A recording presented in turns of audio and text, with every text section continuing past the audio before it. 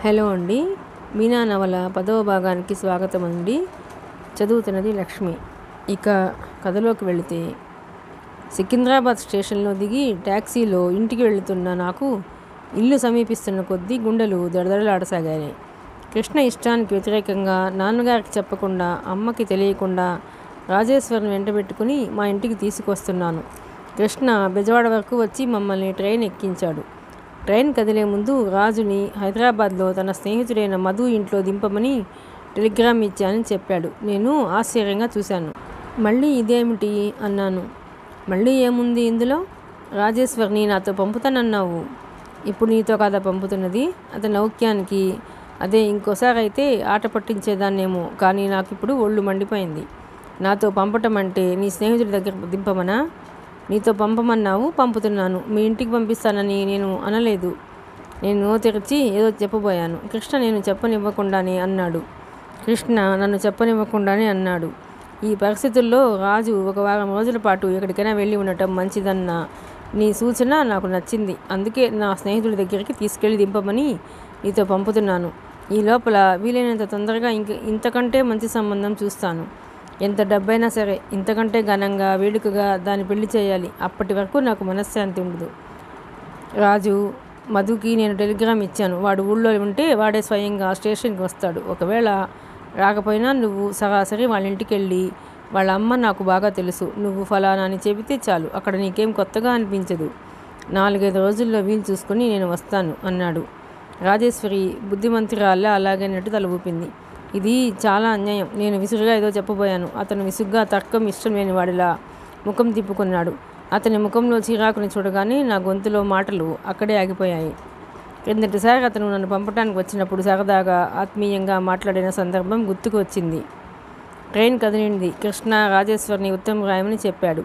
నన్ను రాజుని సరాసరి మధు వాళ్ళ ఇంటి దగ్గర దింపమని ఇంకోసారి గుర్తు చేశాడు. మధు వాళ్ళ ఇంటికే వెళ్ళమని రాజేశ్వరిని మరీ హెచ్చరించాడు. ట్రైన్ కదిలింది. కృష్ణ మాకు ఎక్కువసేపు కనిపించలేదు. జనంలో కలిసిపోయాడు. ట్రైన్లో వస్తుండగా రాజేశ్వరిని నేను అడిగాను, మీ అన్నయ్యకి అంత పట్టుదలేమిటి? మా గడప తొక్కనట్టు మాట్లాడతాడేమిటి రాజు? నాకు తెలియదు వదిన అంది రాజు. ఆ ప్రసంగం రాగానే రాజేశ్వరి ముడుచుకుపోయినట్లు అవటం గమనించిన నేను ఇక ఆ ప్రసక్తి అంతగా ఎత్తలేదు. స్టేషన్లో దిగగానే రాజేశ్వరి మధు వాళ్ళ ఇంటికి వెళ్ళాలని గుర్తు చేసింది. నేను రాజేశ్వరి చేయి గట్టిగా పట్టుకున్నాను. రాజు, ఈ విషయంలో నేను మీ అన్నయ్య మాట వినదలుచుకోలేదు. ఏ అధికారంతో మీరు పిలవకపోయినా మీ ఇంటికి వచ్చానో ఆ అధికారంతో నువ్వు మా ఇంటికి మేము ఎవరం పిలవకపోయినా రావాలి. కానీ వదిన, రాజు భయంగా చూసింది. మా ఇంట్లో నీకు ఎలాంటి లోటు రాదు. ఈ అవమానం జరగదు, సరేనా? అది కాదు నేను అనేది. అన్నయ్య ఈ పిరికితనం నుంచి నువ్వు బయటపడాలి రాజు, గంభీరంగా అన్నాను. అన్నయ్యకి కష్టం కలిగించేది ఏది నేను చేయలేను అని రాజు నసిగింది. ఇంతలో కష్టం ఏముండదని తర్వాత నీకే తెలుస్తుంది. రాజేశ్వరి మొహమాటంతో నాకు ఎదురు చెప్పలేకపోయిందని దాని చూపులు బట్టే తెలుసుకున్నాను. ట్యాక్సీకి డబ్బులు చెల్లించి ఇంట్లో అడుగు పెడుతుంటే నా గుండెలు దడదలా కొట్టుకోసాగినాయి. అధికారం కోసం, ఆధారం కోసం అన్నట్టు రాజు చేయి గట్టిగా పట్టుకున్నాను. పాపం రాజు, నేను అలా చేయి పట్టుకోవటంలో తనకి ధైర్యం ఇస్తున్నానని అనుకుంది కాబోలు. నా వైపు కృతజ్ఞతగా చూసింది. హాలులో నిలబడి తాయారమ్మ గారు అని కేక పెట్టాను. ఇల్లంతా నిశ్శబ్దంగా ఉంది. మా అమ్మ ఉన్న అలికిడి వినిపించటం లేదు. ఒక్కోసారి ఆవిడ ఉన్నా ఇలాగే నిశ్శబ్దంగా ఉంటుంది కాబట్టి. పూర్తిగా లేదని నిర్ణయించుకోవడానికి వీలు లేదు. అందుకే వంట ఆవిడ పేరు పెట్టి కాస్త బిగ్గరగా పిలిచాను. నా కళ్ళు అమ్మ ఏ మూల ఏ గదిలో నుంచి వస్తుందోనని ఆత్రంగా వెతుకుతున్నాయి. కానీ అమ్మ రాలేదు. తాయారమ్మ గారే వచ్చింది. ఏదో పనిలో నుంచి గబగబా వస్తున్నట్టు ఆవిడ కొంగుకి చేతులు తుడుచుకుంటూ వచ్చింది. అమ్మేది అన్నాను. అమ్మగారు లేరు. క్లబ్ తరపున అందరూ నాగార్జున సాగర్ చూడటానికి వెళ్ళారు. మీరు వస్తారని అనుకోవటం లేదే మేము? తాయారమ్మ గారు అంటూనే రాజేశ్వరి వైపు ప్రశ్నార్థకంగా చూసింది. అమ్మ ప్రస్తుతం ఇంట్లో లేదు అనేసరికి నాకు కొండంత ధైర్యం వచ్చింది. గుండెల మీద పెద్ద భూతంలా తొక్కుతున్న భయం జారిపోయినట్టయింది. భయం పోవటంతో హుషారు వచ్చింది. నేను మామూలు మీనానే అయిపోయాను. వాకిట్లో పెట్టి ఉంది, పట్టుకురండి అన్నాను దర్పంగా. ఆవిడ బయటికి వెళ్ళింది. రాజేశ్వరికి చెప్పాను. ఆవిడ మా వంట మనిషి తాయారమ్మ. రాజేశ్వరి అత్యంత అధునాతంగా ఉన్న మా ఇంటిని, అందులో అందమైన అనువైన ఫర్నిచర్ని విస్మయంగా, సంభ్రమంగా పరిశీలనగా చూస్తుంది. దాని ముఖంలో భావం చూస్తే ఏదో స్వర్గంలో అడుగుపెట్టిన మనిషిలా ఉంది. సాయంత్రానికి అమ్మ వచ్చింది. వెంట సారథి కూడా ఉన్నాడు. అమ్మ నన్ను చూడగానే ఆశ్చర్యపోయింది. ఇదేమిటి, నాన్నగారేరి, నువ్వు ఒక్కదానివి ఎలా వచ్చావు అంది గబగబా. నేను అప్పటికే మమ్మీతో ఎలా చెప్పాలో ఆ విషయం బాగా కంటతా పెట్టి 1కి 2 సార్లు అద్దం ముందు నిలబడి మమ్మీ ఎదుట మాట్లాడినట్టు రిహార్సల్స్ కూడా చేసుకున్నాను. ఆ మాటలే వెంటనే అనేశాను. నాన్నగారితో చెప్పకుండా వచ్చేసాను మమ్మీ. చెప్పకుండా వచ్చేసావా? అవును, ఊరికే కాదు, పోట్లాడి చెప్పకుండా వచ్చేసాను. అమ్మ విస్మయంగా నా వైపు చూడసాగింది. అప్పటికే మమ్మీ కంఠం వినగానే గదిలో నుంచి రాజేశ్వరి కూడా నా వెనకే బయటకు వచ్చింది. నా వెనక వచ్చిన నూతన వ్యక్తిని మమ్మీ, సారథి ఎవరి మనిషి అన్నట్టు చూడసాగారు. నేను వాళ్ళు ఇంకేం మాట్లాడకుండా గబగబా అన్నాను. ఈ అమ్మాయి నా ఫ్రెండ్ మమ్మీ, పేరు రాజేశ్వరి. నేను కాన్వెంట్ చదివేటప్పుడు మేమిద్దరం క్లాస్మేట్స్. ఈ అమ్మాయికి తండ్రి లేడు మమ్మీ,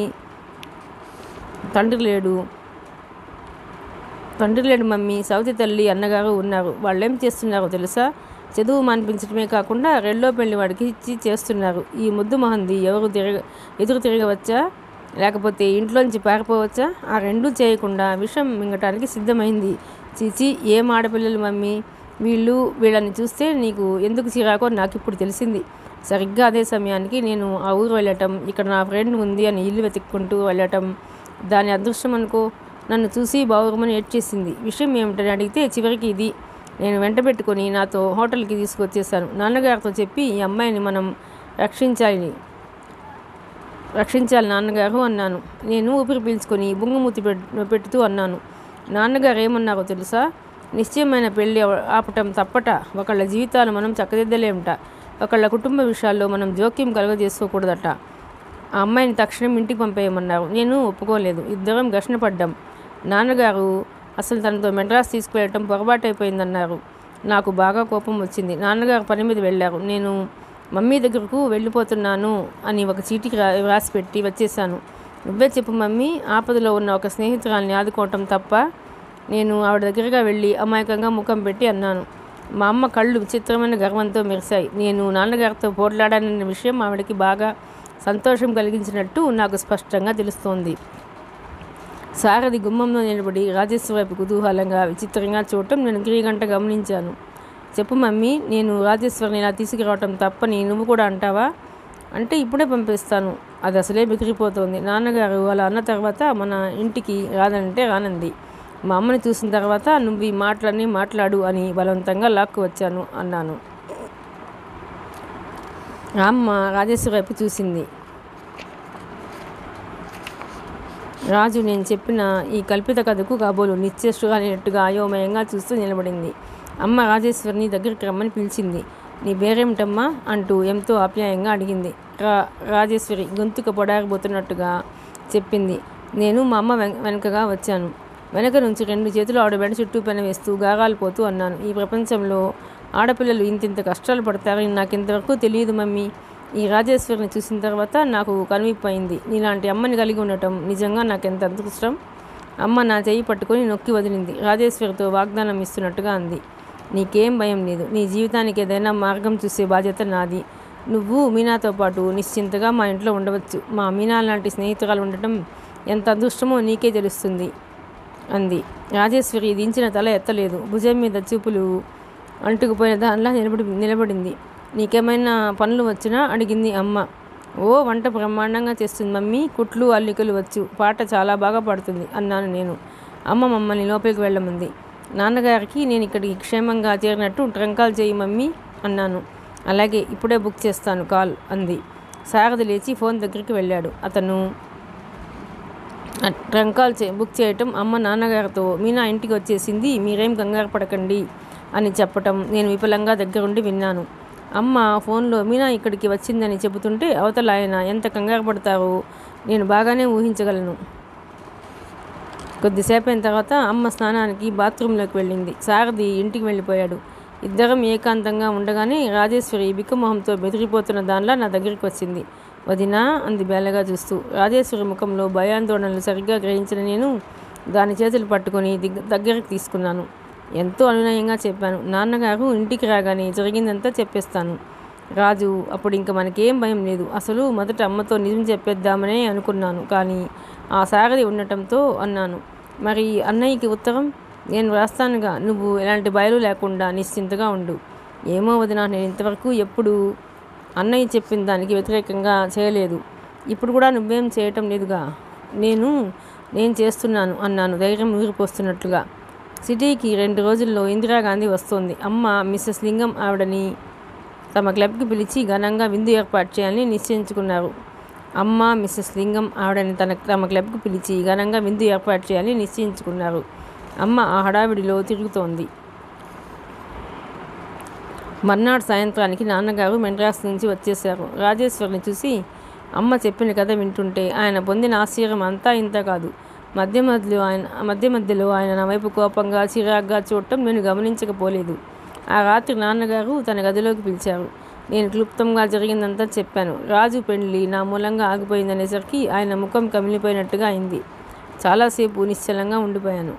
సరే, జరిగిందేదో జరిగింది. రాజుని నువ్వు ఇక్కడికి ఎందుకు తీసుకొచ్చినట్టు? ఈ కథంతా ఏమిటి అన్నారు కోపంగా. నేను మాట్లాడలేకపోయాను. నా ఊహ నిజమైంది. నేను రాజుని వెంట పెట్టుకుని సరాసరి మెడ్రాస్ వెళ్ళి ఉంటే ఆయన దాన్ని ఇక్కడికి తీసుకురావడానికి ససేమిరా ఒప్పుకునేవాళ్ళు కాదు. నా మనసులో ఆ భయం ఉండబట్టే ఇలా సరాసరి ఇక్కడికి వచ్చేసాను. నాన్నగారు అన్నారు, సరే తీసుకువస్తే తీసుకువచ్చావు, ఇప్పటికైనా మించిపోయిందేమీ లేదు. రేపు దాన్ని తీసుకువెళ్ళి ఆ మధు వాళ్ళ ఇంట్లో దింపిరా అన్నారు. నాకు చాలా తీవ్రమైన ఆశాభంగం కలిగింది. రోషంగా అన్నాను, రాజుని ఇక్కడి నుంచి పంపటమా మానటమా అన్నది అది పూర్తిగా నా ఇష్టం మీద ఆధారపడిన విషయం. దాన్ని మీ చెల్లెలు కూతురిగా నేను ఇంటికి తీసుకురాలేదు. నా స్నేహితురాలుగా భావించి తీసుకువచ్చాను. కాబట్టి దాని విషయంలో దయించి మీరేం జోక్యం చేసుకోవద్దు. నా మూలంగా దాని పెళ్లి చెడిపోయింది. వాళ్ళ కుటుంబానికి కష్టం కలిగింది. మళ్ళీ నా మూలంగానే దాని పెళ్లి సెటిల్ అవ్వాలని నాకు పట్టుదలగా ఉంది. ఇది నా స్వవిషయం ఖచ్చితంగా అనేసి గదిలో నుంచి వెళ్ళిపోతున్న నేను ఆగి వెనక్కి తిరిగి అన్నాను, మీరేదో నాకు డబ్బుందని, ఈ ఇంట్లో నేను అన్న మాటల్లో అక్షరాలా జరిగిపోతుందని లోకానికి భ్రమ కలిగేలా ప్రవర్తిస్తారే, అదేమిటో పరీక్షించుకుంటాను. నిజంగా నా మాట అంటే అమ్మకి మీకు ఎంత విలువ ఉందో నాకు ఇప్పుడు తెలుస్తుంది. ఇంకోసారి చెబుతున్నాను, రాజు విషయంలో దయించి మీరేం మాట్లాడవద్దు. మీకేమీ చేయటం సాధ్యం కాకపోతే మౌనంగా చూస్తూ ఊరుకోండి అంతే అనేసి ఇరుక్కున వెనక్కి తిరిగి వెళ్ళిపోయాను. నా గదిలోకి వచ్చేసరికి రాజు ఇంకా మేల్కొనే ఉంది. నేను దాని మంచం మీద కూర్చుని కాస్త జరుగు అన్నాను. రాజు జరిగింది. నేను దాని పక్కన పడుకుంటూ అడిగాను, నిద్ర రావటం లేదా? ఏం అన్నయ్య మీద బెంగగా ఉందా? నవ్వుతూ అడిగాను. రాజు మాట్లాడలేదు. నేను చేసిన ఈ పని ఇటు నాన్నగారికి అటు కృష్ణకి ఇద్దరికీ బొత్తిగా నచ్చని పని అని నాకు బాగా తెలుసు. రాజేశ్వరి సంగతి వేరు. దాని మూలంగా నేను ఏ ఇబ్బందుల్లో ఇరుక్కుంటాను అని దాని భయం. అమ్మ తలుచుకుంటే రాజుకి మంచి సంబంధం చూడగలదు. మంచి కుర్రాడు దొరికి ఆ 3 ముళ్ళు పడిన తర్వాత రాజు ఎవరో తెలిసినా ఇబ్బంది లేదు. రాజుని నా దగ్గర ఉంచుకొని దానికి మంచి సంబంధం చూడాలని నాకెందుకో మా చెడ్డ పట్టుదలగా ఉంది. ఇంతవరకు నాకెప్పుడు ఏ విషయం మీద ఇంత దృఢంగా అనిపించలేదు. ఇందులో ఎదురయ్యే సాధక బాధకాలు అవసరమైతే ఒంటరిగానే ఎదుర్కోవడానికి నిశ్చయించుకున్నాను. రాజేశ్వరి వచ్చిన కొత్తలో 1-2 రోజులు మా మధ్య ఇమడటానికి పంచకంలో పెట్టలా గిలగలాడింది. తర్వాత అనుకోకుండా మాకు ఎదురైన ఇబ్బంది వల్ల తనకు తెలియకుండానే అలవాటు పడిపోయింది. రాజేశ్వరి నేను ఊరి నుంచి వచ్చిన 3వ రోజున తాయారమ్మ దొడ్లో కాలు జారపడింది. ఆ పట్టంలో కాలు బెణికి నడుము పట్టేసి 4 రోజులు లేవలేకపోయింది. తాయారమ్మ లేకపోతే అమ్మకు ఒక్క క్షణం గడవదు. అందులో వారం రోజుల్లో ముఖ్యమంత్రి గారి పుట్టినరోజు సందర్భంగా ఆయన గౌరవార్థం వెరైటీ షో ఒకటి ఏర్పాటు చేశారు. అమ్మ దృష్టిలో క్లబ్ లాంటి వ్యవస్థలు ఎప్పుడూ ఊరికే ఉండకూడదు. ఏదో ఒకటి చేసి కొంత డబ్బు రాబట్టి బీద ప్రజలకి ఉపయోగపడేలా చేయాలి. అటు ధనిక వర్గానికి ఇటు పీడిత ప్రజానీకానికి మధ్య వారధుల్లా ఉండాలి ఈ సంస్థలు అంటుంది. తాయారమ్మ మంచంలో నుంచి లేవలేకపోవటంతో అమ్మ పని కుడితొట్లో పడ్డ ఎలుకలా అయింది. తెలిసిన వాళ్ళందరికీ ఫోన్ చేసి తాత్కాలికంగా ఒక 10 రోజుల పాటు ఎవరైనా వంట మనిషి దొరుకుతారేమోనని ప్రయత్నించింది. కానీ ఎవరూ దొరకలేదు. మిస్సెస్ లింగం తాయారమ్మకు తగ్గే వరకు వాళ్ళ ఇంటికి వచ్చి భోజనం చేయవలసిందిగా మరీ కోరింది. కానీ అమ్మ ఒప్పుకోలేదు. స్నేహం విషయంలో కానీ పరిచయాల విషయంలో కానీ కొన్ని సరిహద్దులు పెట్టుకొని అవి దాటి వెళ్ళదు. అమ్మ వాళ్ళ ఇంటికి భోజనానికి రానన్నందుకు మిస్సెస్ లింగం చాలా బాధపడింది. పోనీ తను ఎలాగో సర్దుకుని తన వంట మనిషిని పంపుతానంది. అమ్మ దానికి ఒప్పుకోలేదు. ఆ పూట నుంచి వేరే వంట మనిషి దొరికే వరకు మేమంతా హోటల్లో తినడానికి నిర్ణయించుకున్నాం. అమ్మ క్లబ్కి వెళ్ళిపోయింది. నాన్నగారు కోర్టుకి ప్రయాణమవుతూ, చూసావా మీనా, నిన్ను వంట నేర్చుకోమ్మా అని ఎన్నిసార్లు చెప్పాను, నా మాట విన్నావా అన్నారు నిష్ఠూరంగా. నేను తప్పు చేసిన దానిలా తలదించుకున్నాను. వంట నేర్చుకోవాలంటే నాకు కూడా చాలా సరదానే, కానీ ఏం చెయ్యను. ఎప్పుడు ముచ్చటపడి వంట ఇంట్లో అడుగు పెట్టకపోయినా తాయారమ్మ గారు హడావిడిగా, ఆహాహా వీల్లేదు, నా కంఠంలో ప్రాణం ఉండగా మీరు పని చేయడానికి వీల్లేదు, మీరు ముందు అవతలికి వెళ్ళండి, అమ్మగారు చూశారంటే నన్ను చంపేస్తారు అంటూ రాద్ధాంతం చేసేది. అమ్మ ముందు నాన్నగారు ఓసారి వంట నేర్చుకోవటానికి నేను పడుతున్న కుతూహలం బయటపెట్టారు.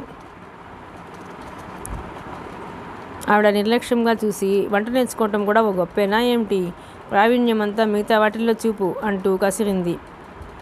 ఆ తర్వాత మళ్ళీ ఎప్పుడు నేను ఆ మాట ఎత్తలేదు. నేను తాగేటందుకు మంచినీళ్ళ గ్లాసును తీసుకునే అవసరం లేదు నాకు. ఇక అలాంటప్పుడు నాకు వంట చేసే అవసరం ఎలా వస్తుంది? కానీ ఈరోజు నాన్నగారు ఇలా అనగానే నా మనసు కలుక్కుమన్నట్లు అయింది. నాన్నగారికి కిడ్నీ ట్రబుల్ ఉంది. హోటల్ భోజనం బొత్తిగా పడదు. నేను ఆ రోజు మామి ఇంటికి వెళ్ళి తిరిగి వచ్చాను. అలవాటు ప్రకారం రాజు నా గదిలో కిటికీలో కూర్చునో, ఏ పుస్తకం తిరిగేస్తునో, లేక తోచనట్టు మంచం మీద కళ్ళు మూసుకుని పడుకొని కనిపించలేదు. రాజు అని పిలిచాను, పలకలేదు. నా గుండెలు వేగంగా కొట్టుకున్నాయి. కొంపదీసి ఇంట్లో ఎవరూ లేని సమయం చూసి చెప్పకుండా వెళ్ళిపోలేదు కదా. గబగబా క్రిందకి దిగి వచ్చాను. నాన్నగారి ఆఫీస్ రూమ్లోకి పరిగెత్తాను. అక్కడా లేదు. వంట ఇంటి వైపు పరుగులాంటి నడకతో వస్తున్న నేను హఠాత్తుగా ఆగిపోయాను. అక్కడ కనిపించిన దృశ్యం చూసి ఆశ్చర్యపోయాను. నాన్నగారు డైనింగ్ టేబుల్ దగ్గర కూర్చొని భోజనం చేస్తున్నారు. రాజేశ్వరి వడ్డిస్తోంది. నేను సంభ్రమంగా చూస్తూ దగ్గరగా వెళ్ళాను. నాన్నగారు నన్ను చూడగానే, రాగా, ఇన్నాళ్ళకి మన ఇంట్లో ఇంకో రకమైన వంట చేయటమైంది. చాలా బాగుంది, నువ్వు కూడా కూర్చో అన్నారు. నేను వంట ఇంట్లోకి వెళ్ళాను. రాజు తప్పు చేసిన దానిలా నా వైపు చూస్తూ సంజాయిషి ఇస్తున్నట్టుగా అంది. ఊరికే కూర్చుంటే నాకేం తోచటం లేదు వదినా. నాకు పని చేస్తే కానీ హాయిగా ఉండదు. మీరు ఇబ్బంది పడుతుంటే చూస్తూ ఊరుకోలేకపోయాను అంది. మంచిదేగా, నీకు ఇష్టమైన కాలక్షేపం దొరికింది అన్నాను నవ్వుతూ. అమ్మ క్లబ్ నుంచి రాగానే ఈ వార్త వినిపించాను. ఆవిడ మనసులో వెంటనే సంతోషించినట్టు ఆ ముఖం చెబుతున్నా పైకి మాత్రం అబ్బెబ్బే, ఆ అమ్మాయి చేత పని చేయించటం ఏమిటి అంది. తీరా భోజనం చేసిన తర్వాత రాజేశ్వరిని ప్రశంసించకుండా ఉండలేకపోయింది.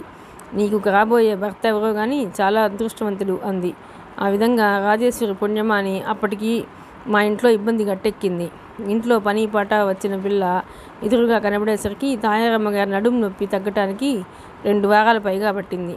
ఆ నొప్పి కాస్త తగ్గిన హఠాత్తుగా ఆవిడ కీళ్లవాతం ఎక్కువైంది. మంచం మీద నుంచి లేవలేనట్టే అవస్థపడసాగింది. ఈ నాటకం కనిపెట్టిన నాకు ఒళ్ళు మండిపోయింది. ఒక రోజున రాత్రివేళ జమా ఖర్చులు చూసుకుంటున్న అమ్మ దగ్గరకు వెళ్ళి కోపంగా అడిగేశాను. ఏం మమ్మీ, రాజుని మనం శాశ్వతంగా వంట మనిషిలా మన ఇంట్లో ఉంచేసుకుందామా? అమ్మ కంగారు పడ్డట్టుగా తలెత్తింది. అదేమిటి, అలానే ఎవరన్నారు? నేను అంటున్నాను. కాకపోతే ఏమిటి మమ్మీ, ఈ ఇంట్లో రాజేశ్వరి ఉండగా ఆ తాయారమ్మ గారి జబ్బు అనేది నయం కాదనుకుంటా. అమ్మ ముఖం ఎర్రబడింది. నువ్వు ఈ మధ్య మరీ మాటలు నేరుస్తున్నావు. కాస్త తగ్గిస్తే సంతోషిస్తాను. ఆ సంగతులని నాకు తెలుసు. నువ్వు వెళ్ళి అవతలికి. రాజేశ్వరికి మనం ఏదైనా సహాయం చేయగలమో లేదో చెప్పేస్తే మంచిది. ఊరికే ఆశ పెట్టి ఇంటి పనులన్నీ చేయించుకోవటం మర్యాద కాదు. నోరు మూసుకుని అవతలికి వెళ్తావా లేదా? అమ్మ వ్రాస్తున్న పుస్తకం టేబుల్ మీద పడేసి లేచింది. నేను ఇవతలికి వచ్చేసాను. నా గదిలో కూర్చొని ఇదంతా వింటున్న రాజేశ్వరి అంది. ఏమిటి వదిన ఆ మాటలు? 4 రోజులు వంట చేసినంత మాత్రాన నేను వంట మనిషిని అయిపోతానా? నువ్వవ్వు, నీకు తెలియదు. రేపు ఈ విషయం మీ అన్నయ్యకి తెలిస్తే ఇంకేమైనా ఉందా? నేను తలెత్తుకోగలనా అన్నాను విసురుగా. నీకు మా అన్నయ్య సంగతి అస్సలు తెలియదు. అవసరానికి మన ఇంట్లో మనం పని చేసుకోవటం తప్పని మా అన్నయ్య ఎప్పుడూ అనడు అంది రాజేశ్వరి. అయితే ఇది మీ ఇల్లుగా భావిస్తున్నావా రాజు? నిజం చెప్పు, మనస్ఫూర్తిగా అలా అంటున్నావా? సంబరంగా అడిగాను. రాజేశ్వరి తల అడ్డంగా ఊపింది. ఈ ఇల్లు నాది అవునో కాదో తెలియదు, కానీ ఈ వదిన మాత్రం పూర్తిగా మాదే అంది నవ్వుతూ. రాజేశ్వరి ఒక్కొక్కసారి వదిన అన్నప్పుడల్లా నా ఆలోచనలు, ఊహలు వేరే వైపు పరిగెడతాయి. అమ్మ ఆ తర్వాత ఏమనుకుందో ఏమో. మర్నాడు సాయంత్రం సారథి టీకి వచ్చినప్పుడు నేను రాజేశ్వరి విన్నట్టే ఎవరైనా మంచి కుర్రాడు ఉంటే రాజు కోసం చూడమని చెప్పింది. సారథి రాజు ఉద్దేశంలో ఎలాంటి కుర్రవాడు కావాలో చెప్పమన్నాడు. అమ్మ ఆ మంచి చెడుల బాధ్యత అంతా తనది అంది. సారథి అమ్మ కోరిక మీద ఆ రాత్రి మా ఇంట్లో భోజనం చేశాడు. రాజేశ్వరి నేను ఇద్దరం కలిసి వడ్డించాం. అమ్మ సారథి ఇద్దరు వంటను మెచ్చుకుంటుంటే నాకెందుకో చాలా సంతృప్తిగా, ఆనందంగా అనిపించింది. ఆ తర్వాత వారం 10 రోజుల్లో రాజేశ్వరి అమ్మకి దాదాపు తలలో నాలికలా అయిపోయింది. పల్లెటూరులో పుట్టి పెరిగినా, బయట ప్రపంచంతో సంబంధం లేకపోయినా రాజేశ్వరికి ఎలా అలవడిందో కానీ ఎదుటివారి మనసుల్ని కనిపెట్టి సవరించుకోవాల నేర్పు బాగా వచ్చింది. అమ్మ ఏవేవి ఎదుటివారిలో ఉండాలని కోరుకుంటుందో అవన్నీ రాజేశ్వరిలో కనిపించసాగినాయి. అమ్మకి ఎప్పుడూ ఎదురు చెప్పకూడదు. రాజేశ్వరికి అసలు అలవాటే లేదు. పని బాగా చేయగలగటం, పెద్దల ఎడల వినయం, ప్రవర్తనలో సౌమ్యత, ఈ గుణాలు అమ్మని బాగా ఆకట్టుకున్నాయి. అమ్మలో ఒక సుగుణం ఉంది. ఆవిడకి అభిమానం వచ్చినా ఆగ్రహం వచ్చినా అది ఎదుటివారి మీద వానజల్లులా కురిపించేస్తుంది. మనసులో ఉన్న అభిప్రాయం దాచుకోవటం ఆవిడకి ఎందులోనూ సాధ్యం కాదు. రాజేశ్వరి విషయంలో అదృష్టం నాదో దానిదో తెలియదు కానీ అమ్మకి రాజేశ్వరి అంటే విపరీతమైన అభిమానం ఏర్పడింది. అందుమూలంగా సహజంగా దాన్ని బాగా చూడటం ప్రారంభించింది. అప్పుడప్పుడు వెంట క్లబ్కి వాటికి తీసుకెళ్లేది. మిస్సెస్ లింగం వాళ్ళు ఎవరి అమ్మాయిని అడిగితే నవ్వుతూ నా పెంపుడు కూతురు అని జవాబిచ్చేది. రాజేశ్వరికి నలుగురిలో వెళ్ళినప్పుడు ఎలా ప్రవర్తించాలో నేర్పేది. సూక్ష్మగ్రాహి అయిన రాజేశ్వరికి ఏ విషయం రెండోసారి చెప్పనవసరం లేకపోయేది. అమ్మ బయటకు వెళ్ళేటప్పుడు వెంట ఎందుకు తీసుకువెళ్తుందో తర్వాత కానీ నాకు అర్థం కాలేదు. రాజేశ్వరి ఎప్పుడూ నాతో ఇంట్లో ఉంటే శారదికి నాకు ఏకాంతం కుదరదని ఆవిడ అభిప్రాయం. రాజేశ్వరి కూడా మేమిద్దరం ఉన్నప్పుడు తను అక్కడ ఉండాలంటే ప్రాణం మీదకి వచ్చినట్టుగా చూసేది. వీలైనంత వరకు అమ్మతో వెళ్ళిపోవటానికి తొహతహలాడేది. కానీ సాధారణంగా రాజేశ్వరి మా మధ్య లేకపోయినా శారదికి నాకు తరచుగా రాజేశ్వరిని గురించి మాటలు జరిగేవి. అతని మాటల ధోరణి బట్టి రాజేశ్వరి పరిస్థితులు అంటే చాలా సానుభూతి ఏర్పడినట్టు, కేవలం అదృష్ట బలం వల్లనే ఇలా నా అండ దొరికినట్టు మాట్లాడేవాడు. నాన్నగారు మొదట రాజేశ్వరి ఇక్కడ ఉండటానికి ఇష్టపడకుండా చిరాకు పడినా తర్వాత రాజేశ్వరి అమ్మ కలిసి తిరగటం చూసి కుతూహలంగా గమనించసాగారు. అమ్మ చివరికి ఇంటి జమా ఖర్చుల సంగతి కూడా రాజేశ్వరి చేతికి వదిలేసింది. తాయారమ్మకి మాత్రం రాజుని చూస్తే చాలా కష్టంగా ఈర్ష్యగా ఉన్నట్టు తోచేది నాకు. ఆవిడకి ఒంట్లో రోగంగా ఉన్న సమయాల్లో జోక్యం కల్పించుకోబోతే అమ్మ వంట పని మాత్రం చూడమని, మిగతావన్నీ రాజుకి వదిలేయమని చెప్పింది. ఈ మాట వినగానే ఆవిడ ముఖం కాలిన మసిగుడ్డలా అవడం నేను గ్రహించాను. నేను వచ్చిన 2-3 రోజులకి నిమ్మలూరు కృష్ణకి ఉత్తరం రాశాను. రాజుని అతను కోరినట్టు మధు వాళ్ళ ఇంటికి పంపకుండా సరాసరి నాతో మా ఇంటికి తీసుకువచ్చానని తెలియజేస్తూ, అందుకు అతనికి ఆగ్రహం వస్తే ఇష్టం వచ్చిన శిక్ష విధించమని ఆనందంగా స్వీకరిస్తానని కూడా రాశాను. నా ఉత్తరం అతనికి అందిందో లేదో తెలియదు కానీ అతని నుంచి నాకు ఎలాంటి సమాధానం రాలేదు. మా ఇంట్లో అమ్మకి రాజేశ్వరి మీద రోజుకి అభివృద్ధి చెందుతున్న ప్రేమాభిమానాలు చూస్తుంటే నాకు చాలా తమాషాగా చూడసొంపుగా కనిపించసాగింది. రాజేశ్వరి ఫలానా అని తెలిసినప్పుడు ఆవిడ ముఖంలో కనిపించబోయే విచిత్రమైన రంగులు ఎప్పుడెప్పుడు చూస్తానా అని నా మనసు ఉవ్విళ్ళూరుతోంది. రాజేశ్వరి విషయం ఇప్పుడప్పుడే బయటపెట్టాలని నేను అనుకోవడం లేదు. అమ్మ మాట అంటే చేసే మనిషి. రాజేశ్వరికి తనే పెళ్లి చేస్తానని వీళ్ళతో తరచుగా అంటోంది. ఆవిడన్నట్లే ఆ పెళ్ళేదో ఖాయమై మా ఇంట్లో పెళ్లి జరుగుతుంటే ఆ వివాహానికి నిమ్మలూరు నుంచి కృష్ణ అత్తయ్య కూడా వస్తే అప్పుడు నేను అనుకున్న పని పూర్తి అవుతుంది. ఈ వివాహం అమ్మ జరిపిస్తే మా అమ్మ సహృదయత కృష్ణకు కూడా అర్థమవుతుంది. అమ్మని కృష్ణని అమ్మ ఇద్దరు ఒకరినొకరు అర్థం చేసుకునే అవకాశం ఈ సంఘటనతో వచ్చి తీరాలి. మొదట్లో రాజు బిడియపడినట్లు ముడుచుకుపోయినట్టు ప్రవర్తించినా తర్వాత రాను అమ్మ చూపిస్తున్న వాత్సల్యం పట్ల ఆ జంకు వదలగొట్టుకుని మామూలు రాజేశ్వరి అయిపోయింది. అమ్మతో అతి సన్నిహితంగా ప్రవర్తిస్తున్న రాజుని చూస్తుంటే నాకు అమ్మ నాలో చూడలేనిదేదో దానిలో సంపూర్ణంగా చూస్తున్నట్టు, అది ఆవిడకి బాగా తృప్తి కలిగిస్తున్నట్టు అనిపించేది నాకు. రాజుకు కూడా అమ్మ వ్యక్తిత్వంలో చెప్పలేనంత గురి ఏర్పడింది. ఒకసారి మేమిద్దరం ఏకాంతంగా ఉన్నప్పుడు వదిన, అత్తయ్య లాంటి వాళ్ళు 100కో 1 ఒకరు కూడా ఉండరేమో, అలాంటి అమ్మని కలిగి ఉన్న నువ్వెంతో అదృష్టవంతురాలివి అంది. అమ్మాయి గారి పని అయిపోయింది, బుట్టలో పడిపోతోంది అనుకున్నాను. అమ్మ మాటల్లో చేష్టల్లో ఆవిడ ఆకర్షణ ఉన్న విశేషం ఇదే. ఎలాంటి స్వభావం కలవాళ్ళనైనా ఇట్టే ఆకట్టుకుంటుంది. ఈ ఆకర్షణలో ఉన్న చిత్రం నాకు తెలుసు. ఆవిడలో ఉన్న అతి మంచి భాగం మాత్రమే బయటకు కనిపిస్తుంది. ఈవిడ మనసంతా ఇంతేనేమోననే భ్రమ కలిగిస్తుంది. పైకి నవ్వుతూ మృతభాషినిగా సంస్కారవంతురాలిగా కనిపించే ఈవిడలో అతి ఖచ్చితంగా తన ఇష్టాలు అమలుపరుచుకోగల నియంత ఉందని నాకు మా నాన్నగారికి తప్ప ఇంకెవరికి తెలియదేమో. రాజేశ్వరి ఫలానా అని తెలిసిన క్షణంలో అమ్మ నన్ను ఆ రాజేశ్వరిని కలిపి తిట్టే తిట్లు నేను సులభంగా ఊహించుకోగలను. అందుకే రాజు ఎవరో తెలియకుండా రాజు మీద ఆవిడకి విపరీతమైన ప్రేమాభిమానాలు కలగజేసేలా చేసి ఆవిడ నోటికి ముందే బంధం వేయబోతున్నాను. నేను ఫలానా అని తెలిసి కూడా కృష్ణ అత్తయ్య నన్ను గౌరవించారు. కానీ అమ్మ ఆ పని చేయగలదా? న్యాయానికి అమ్మకి వాళ్ళంటే ఎంత తిరస్కార భావం ఉందో కృష్ణకి అమ్మంటే అంత రెట్టింపు నిర్లక్ష్యం ఉంది. నాకెందుకో తరచి చూసిన కొద్దీ కృష్ణకి అమ్మకి స్వభావంలో చాలా విషయాల్లో పోలిక కనిపిస్తోంది. కానీ ఇద్దరికీ ఒక తేడా కూడా బాగా ఉంది. అమ్మకి తను బాగా వివరంగా ఆలోచించగలనని, ఈ అవసరం గురించి బాగా ఎరిగి ఉన్నానని అహంకారం ఎక్కువ. ఆ అహంకారంతో సాటి వారిని మూర్ఖులుగా పరిగణించడం ఆవిడకి పరిపాటి అయిపోయింది. కృష్ణలో అది లేదు. అందరిలోనూ ఔన్నత్యం చూడటానికి ప్రయత్నిస్తాడు. ఇదంతా ఆలోచిస్తూ పరధ్యాసగా కూర్చున్న నేను భుజం మీద చేయి పట్టడంతో ఉలిక్కిపడ్డాను. నా ఎదురుగా రాజేశ్వరి నిలబడి ఉంది.